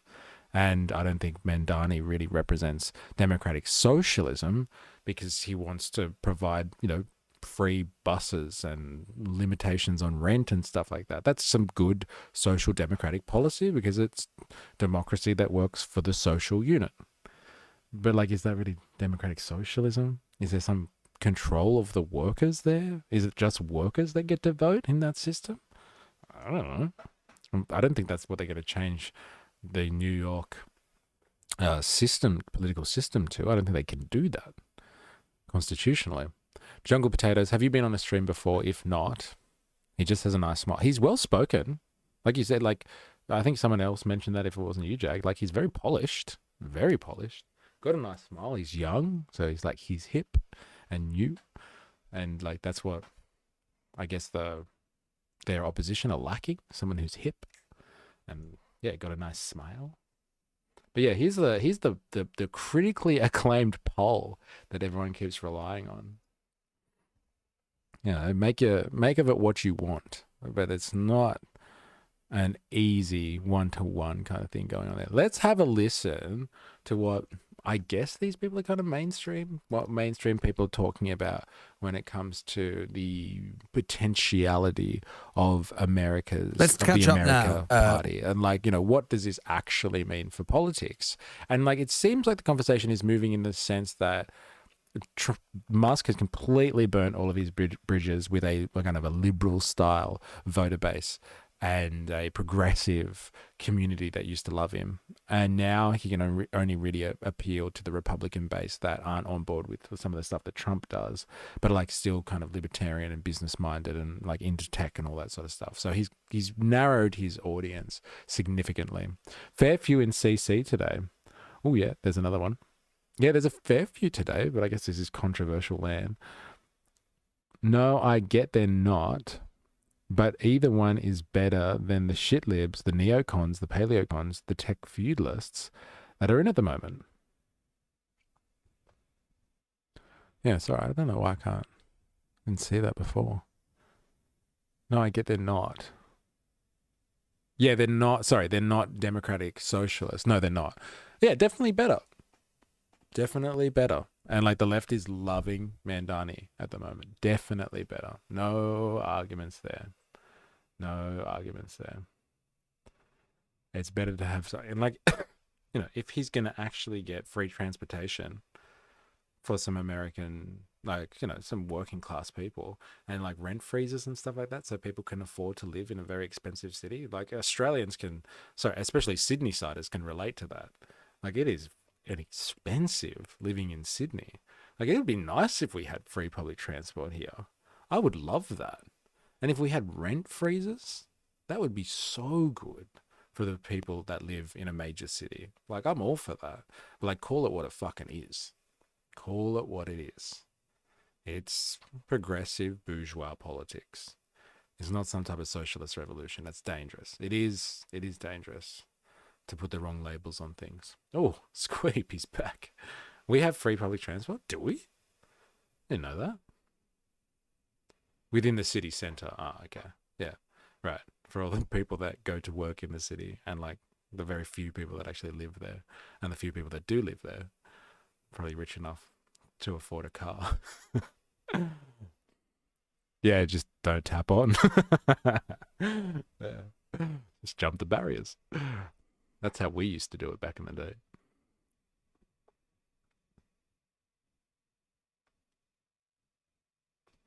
Bro, you are falling into fascism. Get whoever you can on board to fight back. It's a passionate topic today. Love it. David's here. No way. It's been ages. I'm inclined to think the result is on the level. There are huge numbers of disaffected MAGA voters who are disgusted with Trump's war policy. Ooh, that's interesting.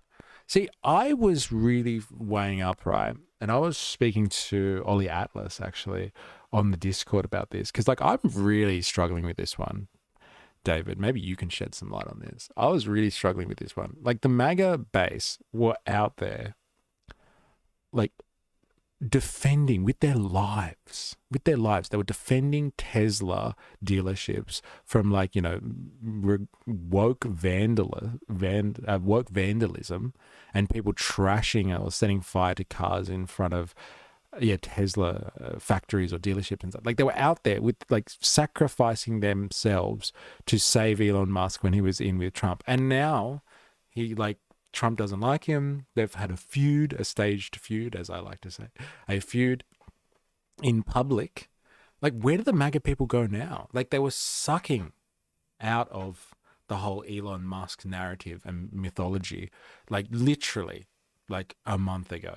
And now he's basically public enemy number one, who's Trump is threatening, you know, maybe we're going to have to do something about him. We'll send Doge after him. Maybe we'll even deport him. Who knows? And it's like, well, how do the MAGA people reconcile with that? Like, with literally just like a month ago or a little bit longer, they were, you know, Elon Musk was the best thing since sliced bread. And now he's potentially public enemy number one that needs to be deported. Like, how do you kind of unify that? And, like, you know who I'd love to see struggle with that? I would love to see fucking Charlie Kirk. He has sucked off Musk so much in those, like, debates where he goes out and fights kids on college campuses. And, like, where does he stand now? Like, who's going to pick between Daddy Trump or Elon Musk? Like, how does he pick that one? That's going to be hard for him to pick between. Like, honestly, it'd be very hard for him to pick between. I'd like to know, David, your thoughts on that, because if there are a large number of disaffected MAGA voters who are disgusted with the war policy, I'm surprised at that, because, like, I know that they were anti it, but I thought they were kind of buying the narrative, which is like, we need to do this for, like, America's safety. We need to stop Iran and, like, their, you know, nuclear weapons program, weapons of mass destruction 2.0. You know, I thought they were happy to support for, you know, just the sake of American security at large. But, you know, if they're not and they're upset, then maybe these people would go across to an America party. Like, because this is the thing, this is the argument I think we're going to see in here, is there is a problem between, for the Republican Party, the political pundits at the moment are arguing that an America party headed by Musk is going to have a bigger impact on the Republican Party than it will on the Democrats. And it's just going to act as, like a Clive Palmer kind of party, which just, like, saps up conservative and right-wing voters and then pushes them back into the right-wing machine, like the GOP somehow. So let's have a quick listen to what these two have to say. For all of this, and it's a Boral convention. John, thanks so much for joining us this morning. This America party that Musk has created, partly in opposition, not just because of the breakdown in a relationship between the two men, but part of it is clearly personal. Some of it is policy. Musk is clearly deeply dislikes and abhors the so-called big, beautiful bill, which has been going through Congress. Huge tax cuts, a ballooning of the federal deficit, 4 trillion, 5 trillion, maybe more of US debt to be added over the next 10 years. So there's a policy element to it. Is there any sense or any possibility, do you think, that it could potentially be a threat to the two-party system in the United States? No. Well, that's very brief, very commendable. We'll move on then.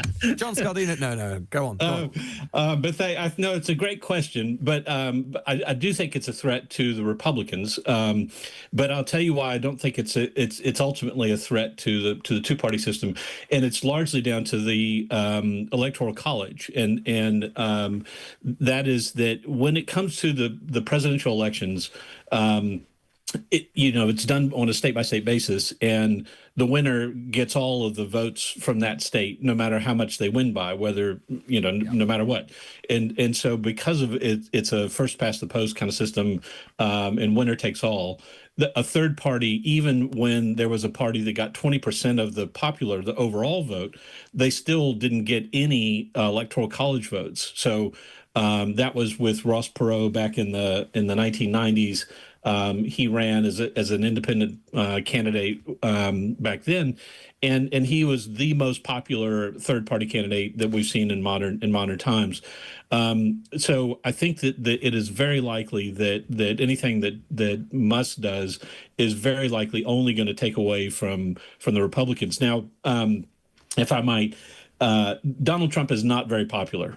He's never been very popular. He won on a real squeaker of an election with just barely sort of 1% of the vote. A lot of people didn't turn out, which is why Democrats lost, and it just didn't go our way. So that was unfortunate.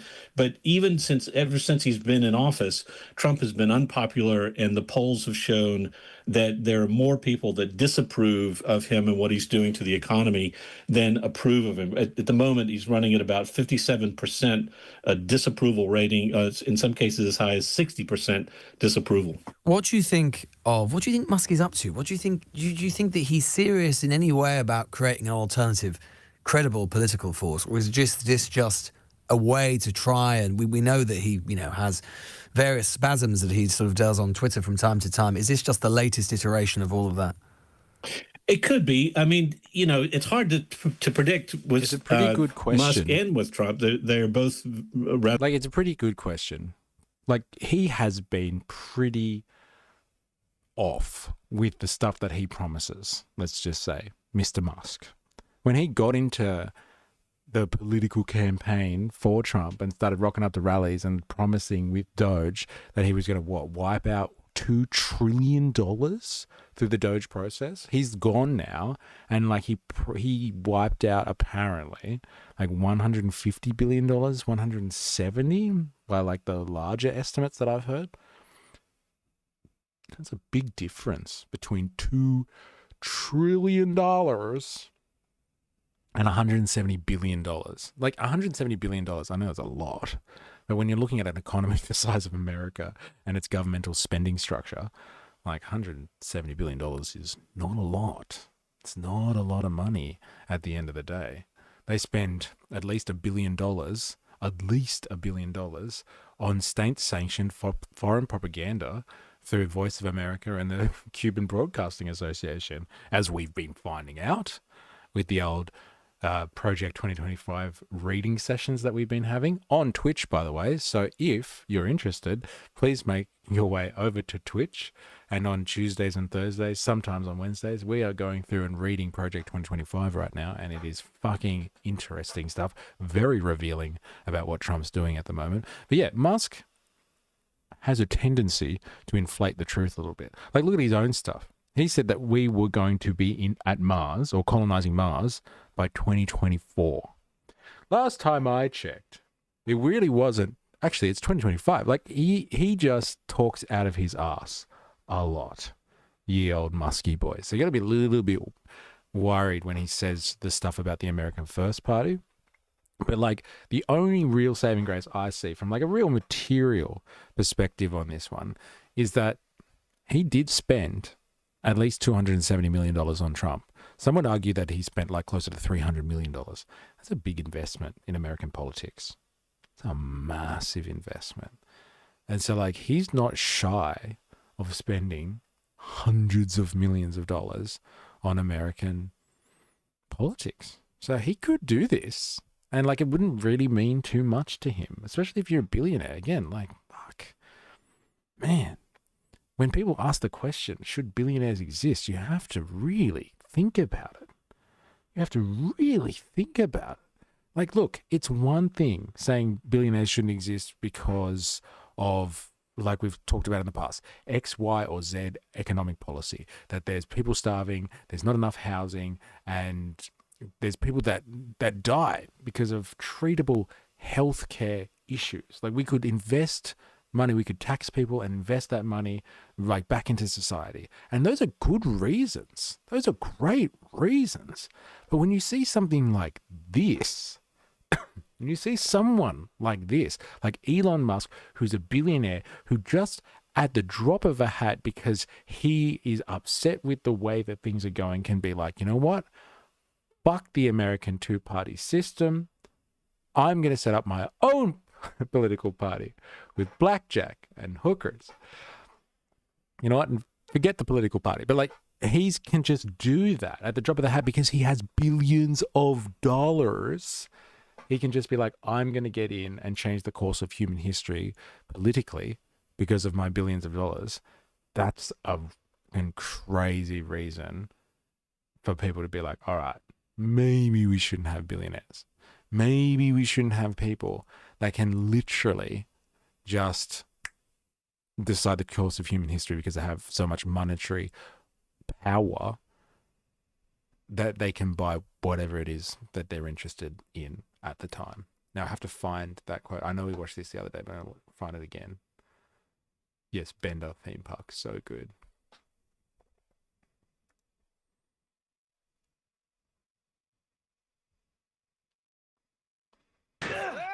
This is Musk, okay? When he gets kicked out of Trump's little team here. Yeah, well, I'm gonna go build my own theme park with blackjack and hookers. In fact, forget the park. There it is. I'm going to build my own theme park with blackjack and hookers. Yeah, well, I'm gonna go build my own theme park with blackjack and hookers. In fact, forget the park. So good. That's Musk right now. He's like, fuck this thing. I'm going to build my own political party with blackjack and hookers. And this is the system. This because we have billionaires. Because we have billionaires, fundamentally. That's the attitude that he's got right now. It's just like, I can afford to do this, so fuck everybody else. That's where we're at. Blackjack and hooker party. Where? Well, America party. That's where it's at. There's lots I don't like about Elon, but he seems to have a fairly strong anti-war streak. Interesting. And he seems to have a fairly strong, well, in the sense that he seems to have an environmental strain in him that the Republicans definitely don't have, and Trump definitely doesn't have. He seems to have an environmental conscience to some degree, whether it's arguable or not, whether he actually lives by that environmental conscience or not, who knows. Introduction, Nathan. You've taken the medal today for the most censored person. You are the most censored. You're in trouble. The algorithm is watching you. I wonder what Elon found in all that government Doge data that they find so threatening. Hey, yeah, that's a good question, isn't it? Hey, I wonder. Interesting, the amount Leon saved is the new funding for ICE in the BBB. Yeah, it's crazy how and that's why he was upset too, because he was like, we just saved like $150 billion, and that's how much you're increasing defense and border spending by, like the exact amount that Doge clawed back. Case study, he didn't like Twitter, so he bought it. Yeah, like that's some crazy social power. Need a soundboard, LOL. Yeah, I know, right? Yeah. With blackjack and hookers. YouTube just hates me, I guess. It does. It's fucking watching you, bro. It's fucking watching you. You see the chat stream link. Oh, wait, I'm just uncensored. Not on Strat Stream. Oh, no. Oh, fuck, I missed heaps. Whoops.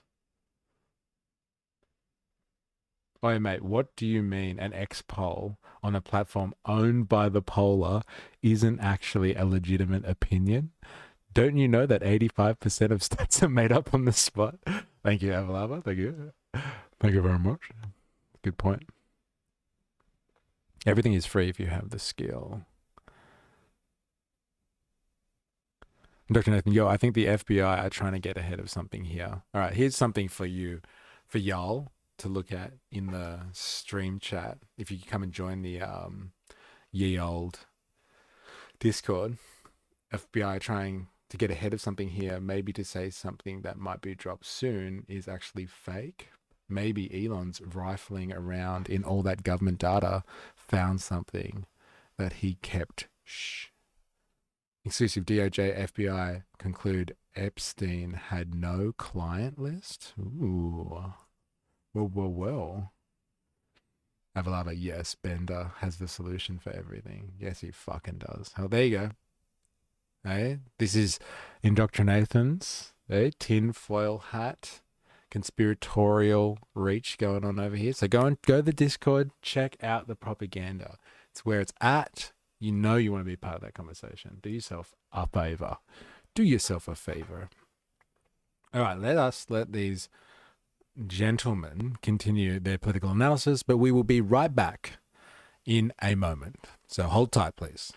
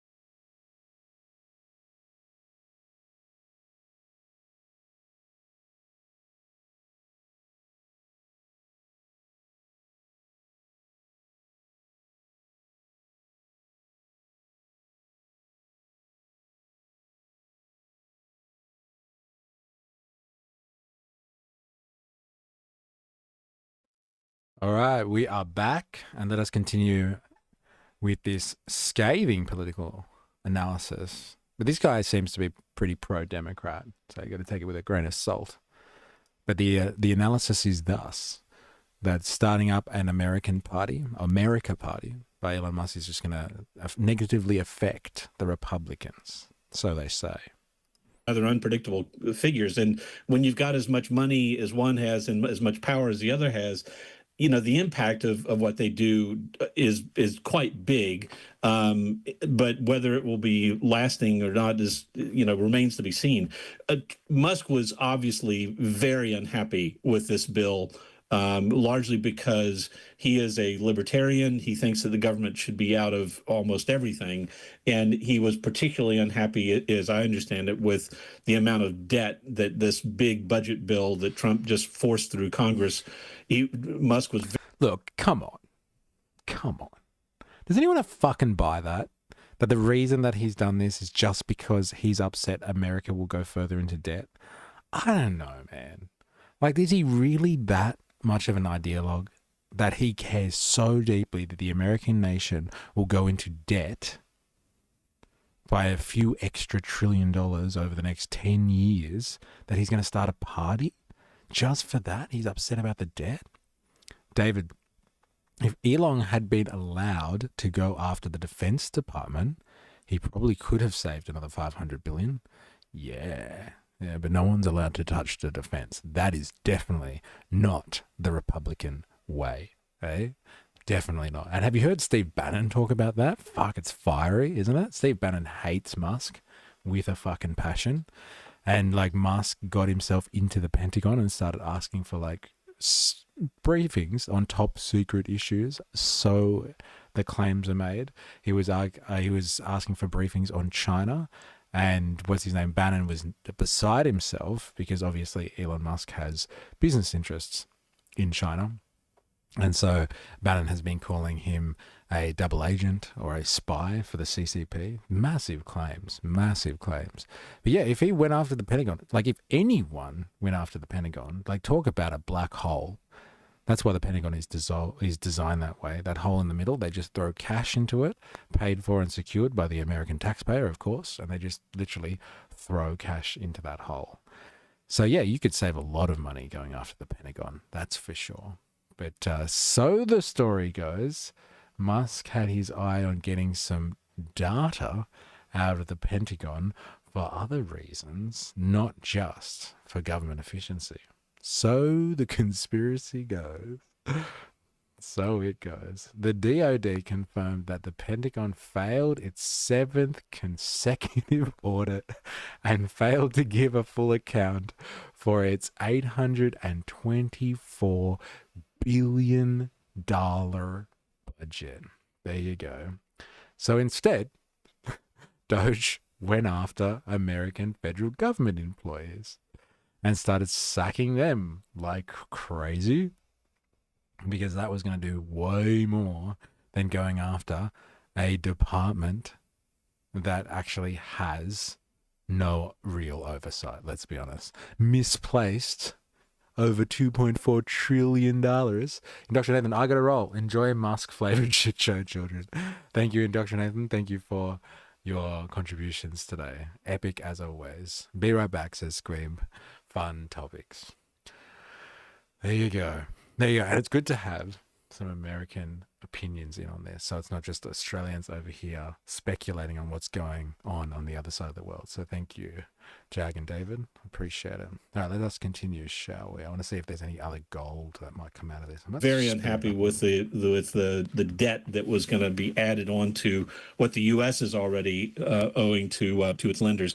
So this bill, the big beautiful bill, or the big ugly bill, as Democrats have called it, adds $3 trillion to the U.S. debt. And that has a real impact, because that means whenever the next crisis is, whatever it is, whether a natural disaster or a financial crisis as we had in 2008 or whatever it might be, another pandemic, the government is going to have very little room to navigate and choose what sort of options, because it won't have the money to try to address whatever the crisis is. So that has a real impact. Sorry. No, not at all. I mean, you mentioned Trump's unpopularity, and indeed, he's always, as you say, been unpopular. He's got less popular since his inauguration in January. It's also true to say the Democrats have almost never, I think, actually never been less popular either. That's partly because of discontent from their own base. How do you assess and rate the Democratic opposition to Trump thus far?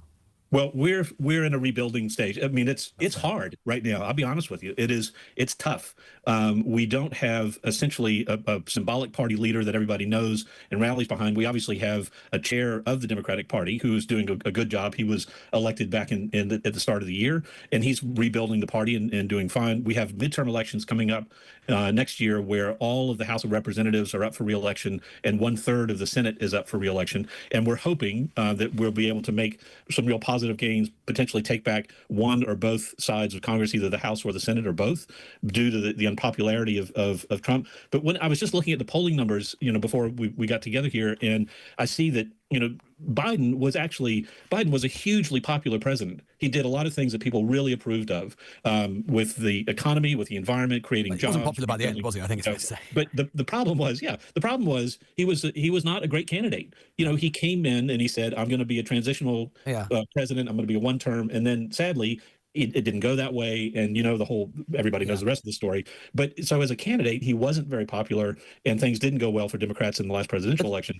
But he was a very popular and very successful president in his time. Well, yeah, perhaps to begin with. There is a fissure, though, isn't there? A division at the centre of the Democratic Party about which direction to go in. And it mirrors some of the politics of the UK as well on the left, and what to do on the centre left and progressive left and the wider socialist left, which is you have people like Bernie Sanders, AOC, Mamdani in New York now joined by, saying that, we need to offer an unrelentingly economic... There you go, they've dropped Mamdani. Eh? Whenever people start talking about US politics now, and like the disenfranchised segments of the population, people are dropping in Zora, and they're just like, well, look what's happening in New York, huh? Hey, this is the big apple. New York is the center of world capitalism. And they're going to go democratic socialist. Wow, the reaction is strong. This is the core financial sector of the world economy. It houses fucking Wall Street. But that's the thing, though. Will Wall Street, the powers that be, converge and stop there being a democratic socialist mayor of New York? Time will tell, ladies and gentlemen. Time will tell. Dun, dun, dun. populist message. We need to learn from what Trump has managed to do and sort of voters that he's connected with. And then you have others who say that, that push to the left is a mistake. Where do you sit on all of that? I do think that we need to be doing a lot of listening, and I think that that's what's going on now. We've been holding town halls, and Democratic members of the House and Senate have been holding town halls across the country, listening to what the voters want. It's interesting because in contrast to the Republicans have been told by their leadership, no more town halls, because what they're doing, people are turning up at the Republican town halls and shouting at them and screaming about what's being done. And so the Republican response to that was just, okay, well, we won't have any more town halls. So, it is, these policies are hugely unpopular, as I say, because they're cutting healthcare, they're cutting a lot of other programs. But we as Democrats we're listening, we're going around the country, and Democrats abroad are also listening. We've been holding town halls and talking to our membership. We just had a huge Independence Day picnic, as we do every year. And this year we had multiple picnics across the UK, in Edinburgh, and in the Midlands, and elsewhere, including our annual one in London. And we operate in more than 100 different countries, and we've had picnics and town halls among our Democratic voters who are overseas and still vote, and people should still go to democratsabroad.org to see what the latest is and how to register. So we're listening. One on the question, though, of, you mentioned Biden, and particularly about a month ago, there was endless discussion because of this flurry of books that we've seen with allegations about the state of his mental decline. How big a problem do you think that story... Boo, we don't hear about this. Boo, get back to Elon Musk. A great reality TV show. America is a joke. Oh my God, heavy. Musk is off his rocker. How does he think he's going to lead a centrist party after immersing himself in the far right? It's a pretty good call, but that's the thing. I don't see him actually, creating a centrist party. This is, okay, here's my analysis, okay, and you've probably heard me talk about this story for a long time now, but it is apt, so you're going to have to fucking listen to it. Musk is the embodiment right now of the neo-reactionary movement, the dark enlightenment. We have a tech bro, a techno-feudalist, a surveillance capitalist, tech lord Musk himself, who has decided to take it upon himself as an incredibly rich individual, for you, see you later, thank you very much. He's taken it upon himself to get involved potentially in the political process to sway the machine to his own needs. That is incredible. People don't usually start political parties just because they are super wealthy and they want a few policies changed in their name. Traditionally, political parties have been built around movements, ideals, political philosophy, something like that. But we live in an age now that is more akin to the Gilded Age that we saw about 130 years ago, where you have robber tech barons now running around the entire planet, claiming the world economy as their own. And it's all being run through the digital highways that exist, the telecommunications infrastructure that allows capitalism to move with instantaneous speed across the world. And upon this architecture, these tech bros are deciding that the political system is not sufficient for their means. Capitalism itself, as a political superstructure sitting on top of the base mode of production, is reforming the way that it sees itself being delivered to the people through political means. And this is the embodiment of that, the manifestation.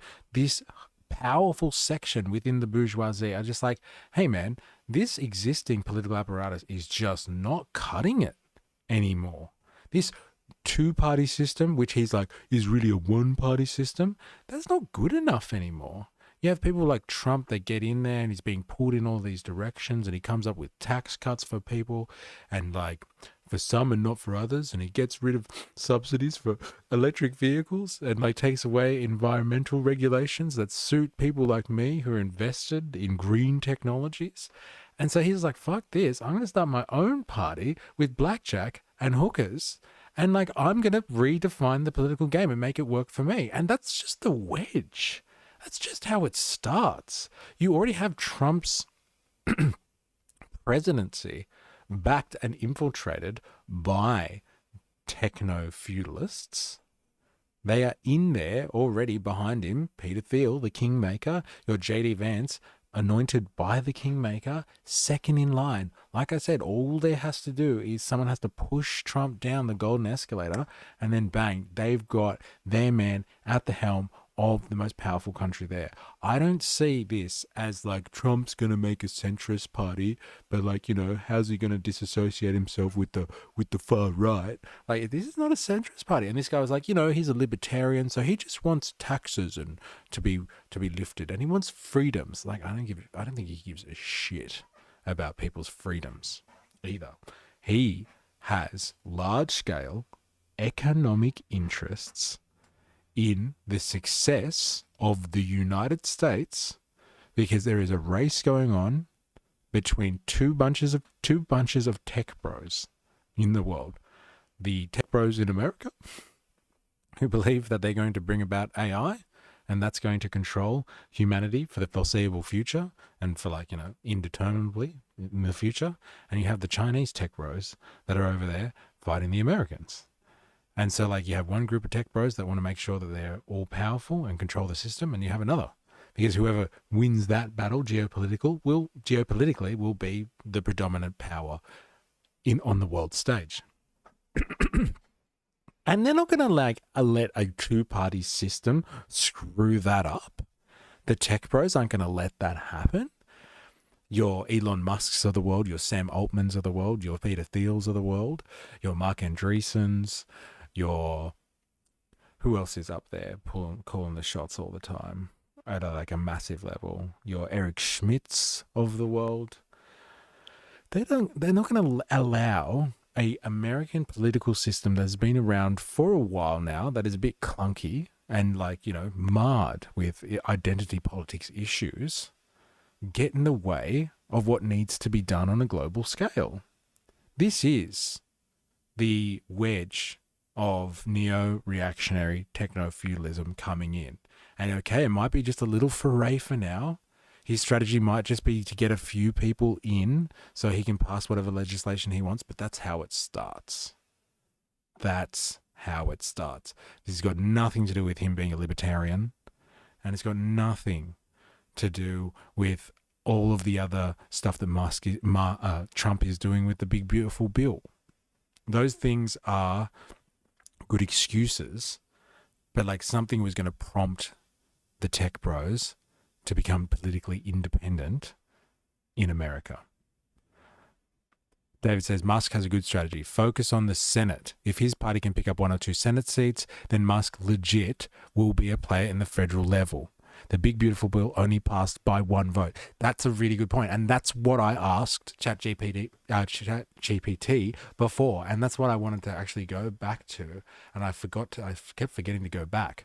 See, Elon Musk's recent announcement of the America Party marks a significant shift in US politics, reflecting his growing dissatisfaction with the two-party system, blah, blah, blah, blah, blah, blah, blah. Intentions behind, challenges and considerations. They don't say it here. Damn. I've heard people talking about his idea, which is along those lines. He just needs a few people in Congress or something like that to help pass some legislation, a few people in the Senate to approve the legislation, and he can like cause massive disarray and like be able to play diplomatic / political games within the actual congressional system. He can engage in a bit of sausage making, as we found out from Project 2025, where he can dilute legislation, or he can beef up legislation where he wants to, because people might need to get his votes. And like, that's as good as being a real game changer in a political system. like David's already said, like 2 Senate seats was like the difference between the big, beautiful bill or not. And so, like, you know, he could definitely make a difference with a party that is like like an independent style. It doesn't even have to be, let's go for the presidency here, which is what everyone's talking about. Like, oh, you know, like I've heard a few people be like, oh, you know, he can't be president anyway because he wasn't born in America. It's like, I don't know if he wants to be president. I think you're missing the point here. The point here is that they really want to be politically active, the tech bros. And this is the actual manifestation of that. Like, you can see this materially in front of your eyes. They are upset with the process. They want control of the process. They're stacking the current presidency. They got him elected for all intents and purposes. I'm sorry, but when people say like this was an election, like a podcaster election, if there's any truth to that, the real lesson from that is not like, oh, you know, Joe Rogan was like the person that made or break the presidency here. The real lesson from that is social media was the thing that made or broke the presidency. It's what made Donald Trump was social media, and social media is controlled by tech bros. Not traditional capitalists, not the traditional corporate sector that controls everything else. It's tech bros. And they want in on politics, and they're going to get it one way or another. If they can't get it through Trump, then they'll fucking do it some other way. And we need to recognize that, because like this really is aligning with the big problem at the moment, which is, as I see it, is along the lines of techno-feudalism. Jag, hence why it's time to stop tagging along with the Dems. They don't even know what the fuck is going on, or they refuse to acknowledge reality. Again, the right being revolutionary while the left sits on their hands and feeds into the status quo. Yeah, the right being revolutionary. And this is the thing about Trump. Like, you know, when people call him a populist, he is a fucking populist. Like, people believe in him on his rhetoric, his popular rhetoric, which is like, yeah, I'm going to drain the swamp, or like, you know, take on the deep state. And like, I'm going to make America great again. And I'm going to bring back economic prosperity. And, you know, like, these are popular issues. The people want to believe in this stuff again. And like, yeah, unfortunately, they are playing much better revolutionary politics. And yes, the left, if we can even really define the Democrats as the left, but like, for the sake of this conversation, yes, the left is really sitting on their hands. Unfortunately, but like, it seems to be the left's lot in life, which is just, yeah, sitting back and watching the trash fire, as we've seen it being called. Adequately, might I add. But yes, where were we? I was in the stream chat. I think I missed something in here. Avalaba, if you read Super Imperialism or look into any of Michael Hudson's work, you'll know that the debt is not as important as it's made to be. Case in point. Hudson contends that public debates in the US about the debt ceiling are political theatre. He argues that both political parties use the fear of debt crisis as a pretext to achieve an unpopular political agenda, cutting social welfare spending. There we go, austerity. He claims that the true aim is to reduce spending on programs like Social Security and Medicare to justify continued high military spending and tax cuts for the wealthy. There it is, ladies and gentlemen. That is it. That is it. Because the debt stuff is a ridiculous conversation, depending on what type of economist you're listening to. But like, there is no consensus that the debt is a massive problem in the US. But like, here's what I've heard about the Big Beautiful Bill recently. I have heard that the Big Beautiful Bill actually takes away the debt ceiling that is currently blocking the US government from taking on more debt, or at least increases the ceiling largely to allow there to be more loans taken out by the US state. Is this true?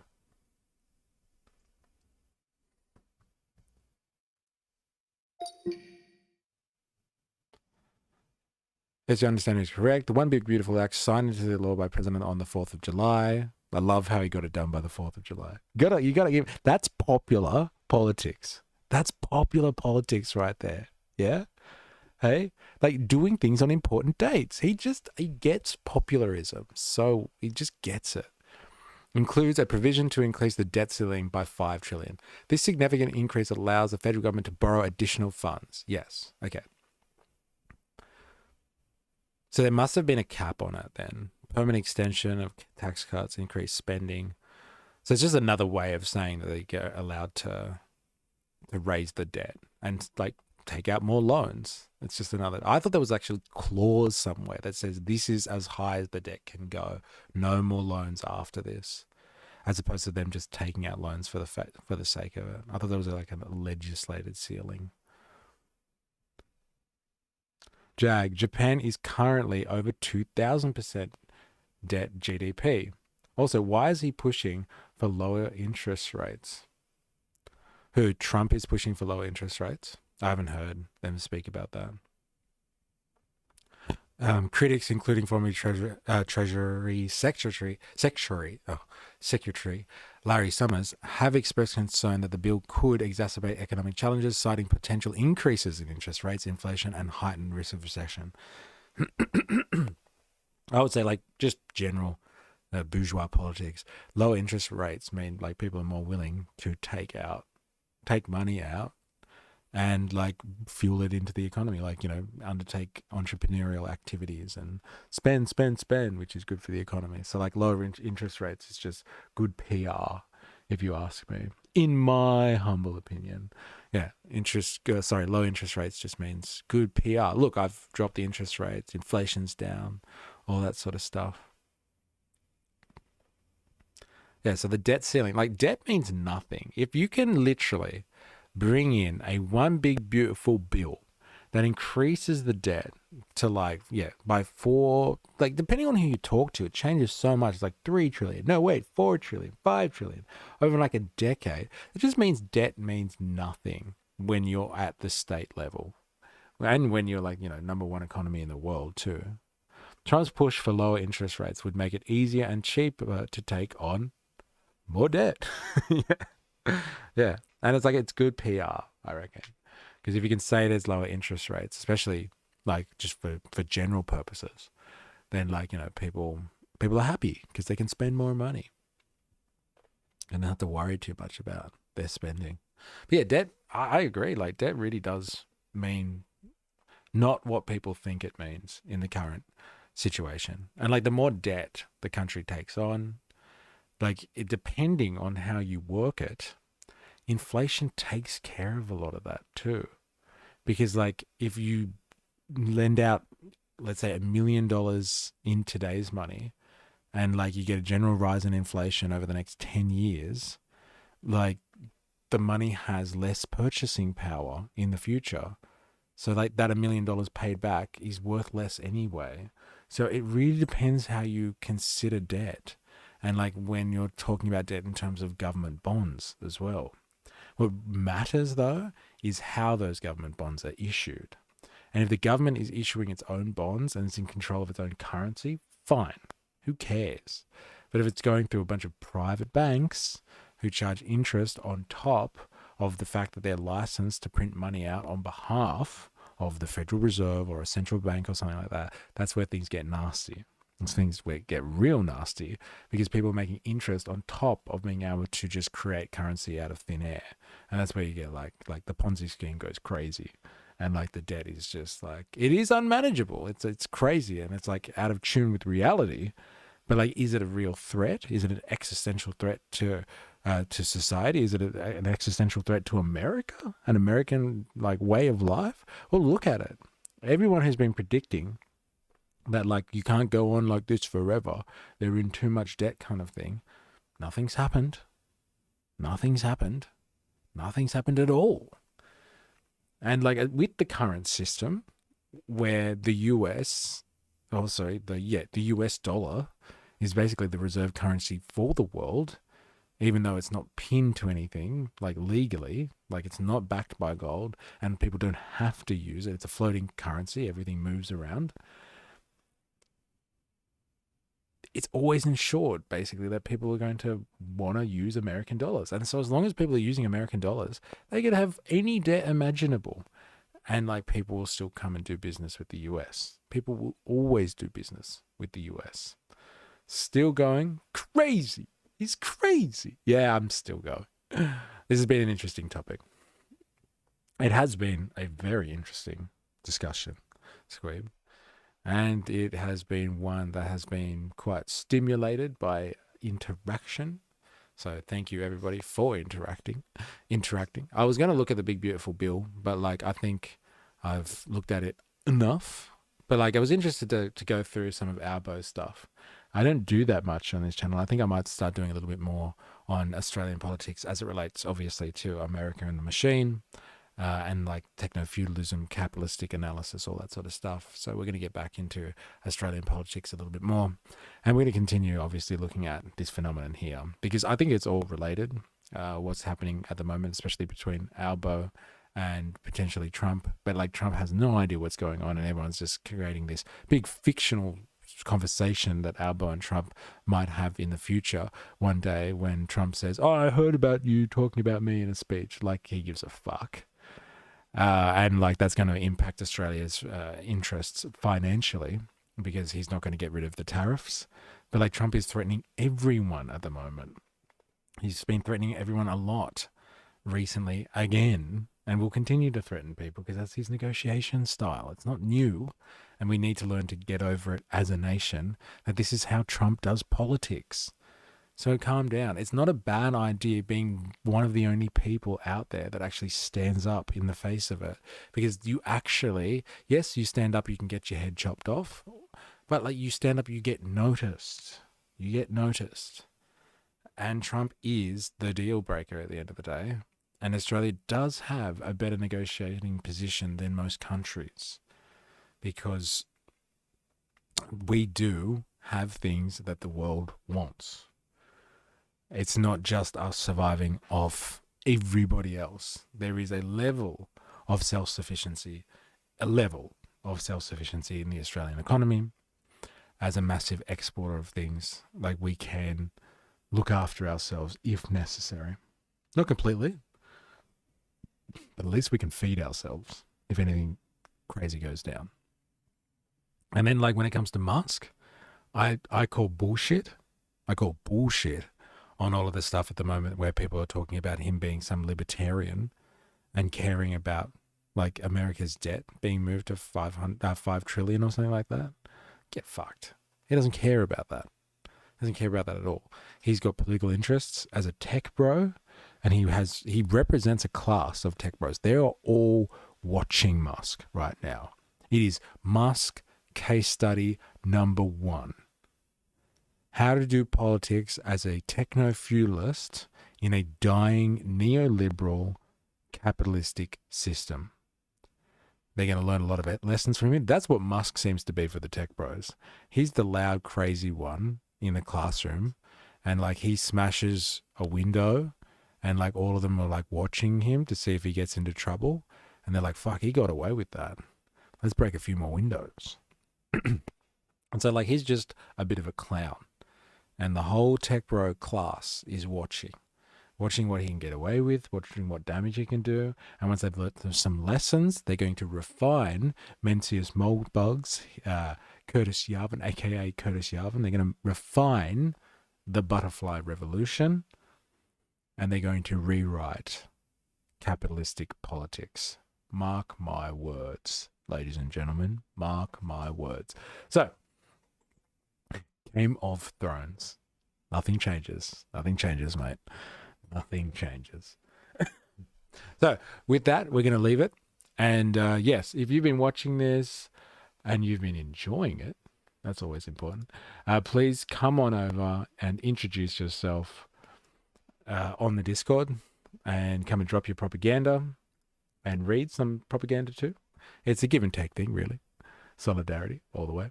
And if you want notifications, please go over and come onto the Patreon. And here is the Patreon link for you. Come on over, and so you can get notifications, because you can't get them through social media. It doesn't work like that. I know it doesn't make sense, but that's exactly how social media is. It's curated notifications, but I can get them through to you via Patreon. Thank you, everyone has been watching this.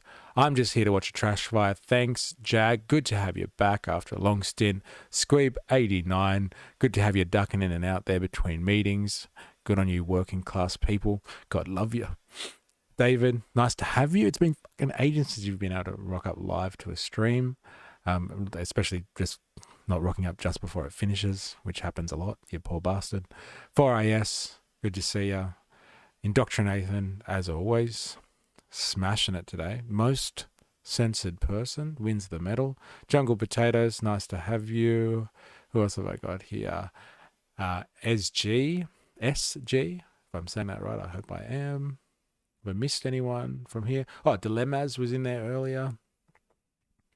4IS, of course. Oh, Matt Bond was in here and I completely missed. Hello and goodbye, Matt. I'm sorry I missed you before. I missed a lot of stuff in the chat today, so apologies. There was a lot of shit going down.